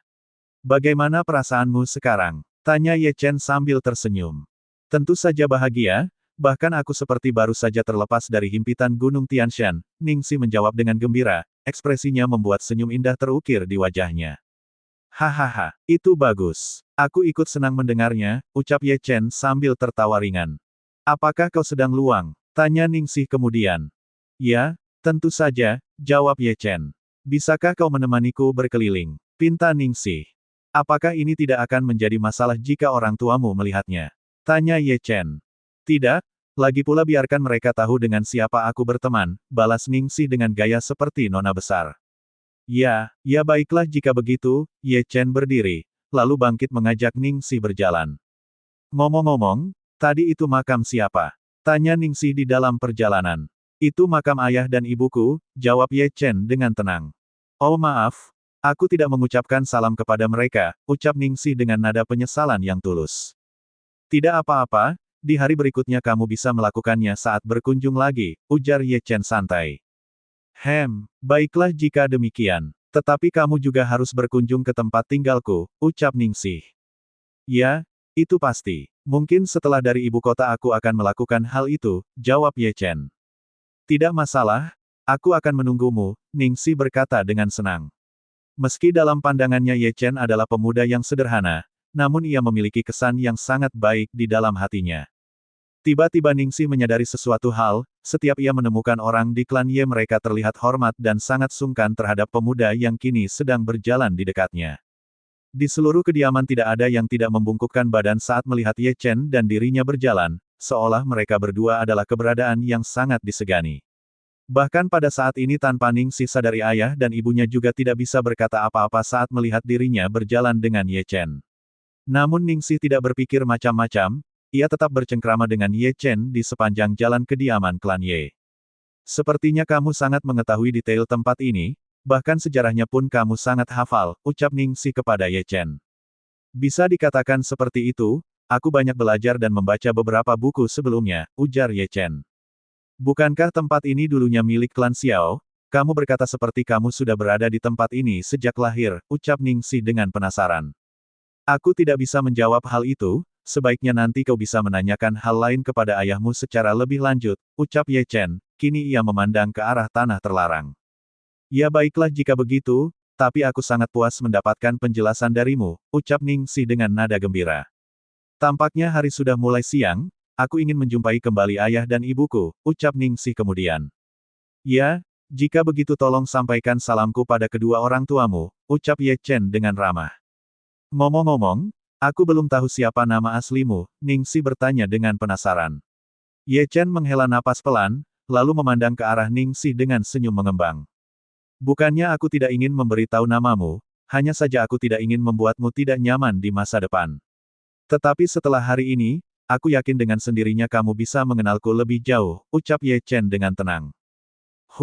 Dasar pelit. Baiklah aku akan mencari tahu sendiri, kata Ning Si seraya pergi meninggalkan Ye Chen, dua orang pengawal pribadinya pun bergerak mengikuti. Melihat adegan ini Ye Chen tidak bisa menahan ketawa, namun sesaat kemudian perhatiannya kembali tertuju pada Bukit Jinzi yang juga merupakan tanah terlarang klan Xiao di masa lalu. Sesaat dirinya keluar dari dalam tahanan, Ye Chen memang merasakan adanya fluktuasi energi di tempat itu yang menurutnya sedikit berbeda dengan esensi alam yang selama ini ia serap. Tanpa membuang waktu, Ia segera melompat dan melangkah di atas udara dengan cepat. Dari jarak beberapa ratus meter, sepasang suami istri yang merupakan pengawal pribadi Ningsih bergidik ngeri. Sebagai seorang kultivator ia baru saja merasakan aura yang sangat besar dari kultivator lainnya. Apakah kau dapat merasakannya? Tanya seorang pria parubaya kepada istrinya. Ya, mungkin itu adalah milik tuan muda keluarga Ye, jawab istri dari pria parubaya tersebut. Sepertinya klan Ye memang benar-benar layak menjadi klan nomor satu, hanya dengan aura kehadirannya saja sudah membuat sensasi menakutkan di sekujur tubuhku, ucap pria parubaya tersebut dengan nada setengah berbisik. Keduanya lalu mengangguk, namun mereka bingung karena sebelumnya hanya ada seorang pemuda biasa yang berada di belakang mereka. Sementara itu Ye Chen sudah tiba di dekat penambangan batu energi yang selama ini dilakukan secara khusus oleh klan Ye. Tidak lama kemudian Shen Xiaxi muncul di belakang Ye Chen. Tolong sampaikan kepada Patriark, jika aku akan berada di tempat ini untuk beberapa waktu, ucap Ye Chen kepada asistennya tersebut. Baik Tuan Muda, jawab Shen Xiaxi dengan patuh. Lalu Shen Xiaxi memberikan perintah kepada para pekerja untuk menghentikan aktivitasnya. Setelah diberitahu jika Tuan Muda Ye akan melakukan peninjauan langsung maka mereka semua dengan patuh meninggalkan tambang batu energi tersebut. Bab 55. Tertimbun reruntuhan. Pada saat ini di dalam aula utama kediaman keluarga Ye tengah asik dengan perbincangan kedua keluarga dengan kedekatan Ningsih dan Tuan Muda keluarga Ye. Mereka benar-benar tidak percaya jika rencana pernikahan yang ditolak oleh kedua muda-mudi itu. Ternyata keduanya mereka bersahabat dengan baik dan terlihat sangat akrab. Hanya Ninggoulan tidak mengerti dengan jalan pemikiran putrinya sendiri, di mana di satu sisi ia seringkali mengatakan jika tidak ingin dijodohkan dengan seseorang yang bisanya hanya membunuh dan menghilangkan nyawa orang lain. Tetapi pada sisi yang berbeda, Ningsih justru menonjolkan keakrabannya dengan Ye Chen di depan semua orang. Saat berikutnya Ningsih tiba di dalam aula kediaman keluarga Ye, suasana yang hangat sedikit mengejutkan dirinya dan ia pun tidak menanyakan lebih lanjut. Bagaimana perasaanmu? Tanya Patriark Ye sambil tersenyum. Sangat menyenangkan, jawab Ningsih dengan nada bahagia. Sepertinya kalian sangat cocok, tanya Patriark Ye dengan sambil tersenyum cerah. Ningsih tampak memerah wajahnya, ia tidak berani menjawab perkataan Patriark Ye tersebut. Perasaannya memang tidak bisa disembunyikan, ia baru kali ini bisa berbicara tentang bakat dan hobi ketika bersama pemuda tadi. Namun ia adalah seorang wanita, jadi ia tidak dengan mudah mengakui perasaannya. Sementara itu ayah dan ibunya hanya tertawa kecil, mereka pada akhirnya tidak dapat menyembunyikan perasaan konyol yang tengah diperlihatkan oleh putrinya sendiri. Kenapa kalian tertawa? Tanya Ningsih kepada kedua orang tuanya. Tidak, bukan begitu maksud kami, ucap ibunya buru-buru menjelaskan. Kami hanya tidak menyangka jika putri kami ternyata sudah lebih dahulu mengenal Tuan Muda Ye dengan baik, ucap ibunya dengan sedikit menahan senyum. Tuan Muda Ye, apa maksudnya? Tiba-tiba pikiran Ningsih tertuju pada sosok pemuda yang selalu menyembunyikan namanya. Belum sempat Ningsih mengkonfrontir informasi di dalam dirinya, tiba-tiba ia melihat sosok pemuda yang pernah ia lihat sebelumnya memasuki aula pertemuan. Lapor Patriark, baru saja Tuan Muda memasuki area tertutup penambangan. Ia juga mengatakan ingin berada di tempat itu untuk beberapa waktu, ucap Shen Xiaxi mengabaikan keberadaan banyak orang. Apa, kalau begitu aku akan segera mengirimkan beberapa orang untuk menjaga tempat itu, ucap Patriark Ye Chou dengan serius. Lah juga seorang kultivator tingkat tinggi, meski awalnya ia sedikit ragu dengan adanya suatu kekuatan tersembunyi di area tambang batu energi itu, namun jika Ye Chen yang sudah ke sana berarti ada sesuatu hal yang menarik. Segera ia memerintahkan beberapa pendekar keluarga Ye untuk menjaga tempat yang dimaksud, Patriark Ye tidak ingin ada orang lain yang mengganggu proses kultivasi Ye Chen. Sementara itu, wajah Ningsih terlihat jelek, lah secara seksama mendengar jelas ucapan pemuda yang merupakan pengawal pribadi Tuan Muda yang selama ini bersahabat dengan dirinya. Ia melirik ke arah ibunya, mencerna ucapannya tadi dan menghubungkan semua peristiwa dengan cepat. Ayah, apakah benar jika Tuan Muda Ye yang hendak dijodohkan dengan diriku adalah pemuda yang sama yang sejak tadi bersamaku? Ucap Ningsih mengalihkan perhatian semua orang. Bahkan Patriark Ye Chou pun terdiam, ia tidak mempermasalahkan perkataan Ningsih barusan yang ternyata baru menyadari keadaan yang sebenarnya. Ya, ucap ayahnya yang diikuti anggukan kepala. Mendengar perkataan ayahnya, Ningsih segera berlari menuju kediaman Ye Chen kembali. Ia berharap masih bisa menemui pemuda tersebut dan menyelesaikan kesalahpahaman yang membuat dirinya benar-benar merasa bodoh. Namun sayangnya tempat itu sepi, tidak ada tanda-tanda keberadaan Ye Chen. Ningxi kemudian menuju makam yang sebelumnya dikatakan oleh Ye Chen sebagai makam ibu dan ayahnya. Di belakangnya tampak ibu dan ayahnya mengejar, mereka khawatir dengan kondisi putrinya yang baru mengetahui maksud dan tujuan ayahnya yang sebenarnya. Ningxi tampak diam mematung, melihat batu nisan bertuliskan nama Ye Chen dan Xiaoni. Ia tidak menyangka jika selama ini Ye Chen yang ia benci ternyata memiliki sisi humanis yang jauh di luar nalarnya. Bahkan tempat tinggalnya saja tidak lebih bagus dari kepala pelayan di kediamannya. Memikirkan hal ini Ningxi tersenyum kecut, informasi dan pemahamannya tentang Ye Chen telah bertolak belakang sebesar 180 derajat. Sementara itu Ye Chen sudah melangkah masuk ke dalam sebuah lubang galian yang dibuat oleh para pekerja tambang. Keberadaan tambang energi ini juga sebelumnya yang membuat Kai Chenlong salah langkah. Kini Ye Chen merasakan sebuah energi yang tidak biasa dan berada pada kedalaman ratusan meter di perut bumi. Untungnya tempat ini sudah dibuatkan jalur khusus, meski kecil namun cukup bagi Ye Chen untuk memasukinya. Ia juga cukup hati-hati, material bahan tambang di dalamnya memang terlihat cukup unik dan bisa dikatakan jika ini adalah harta sesungguhnya yang disembunyikan tanah terlarang di masa lalu. Di tengah perjalanannya, Ye Chen tiba-tiba merasakan sebuah dorongan energi yang cukup kuat.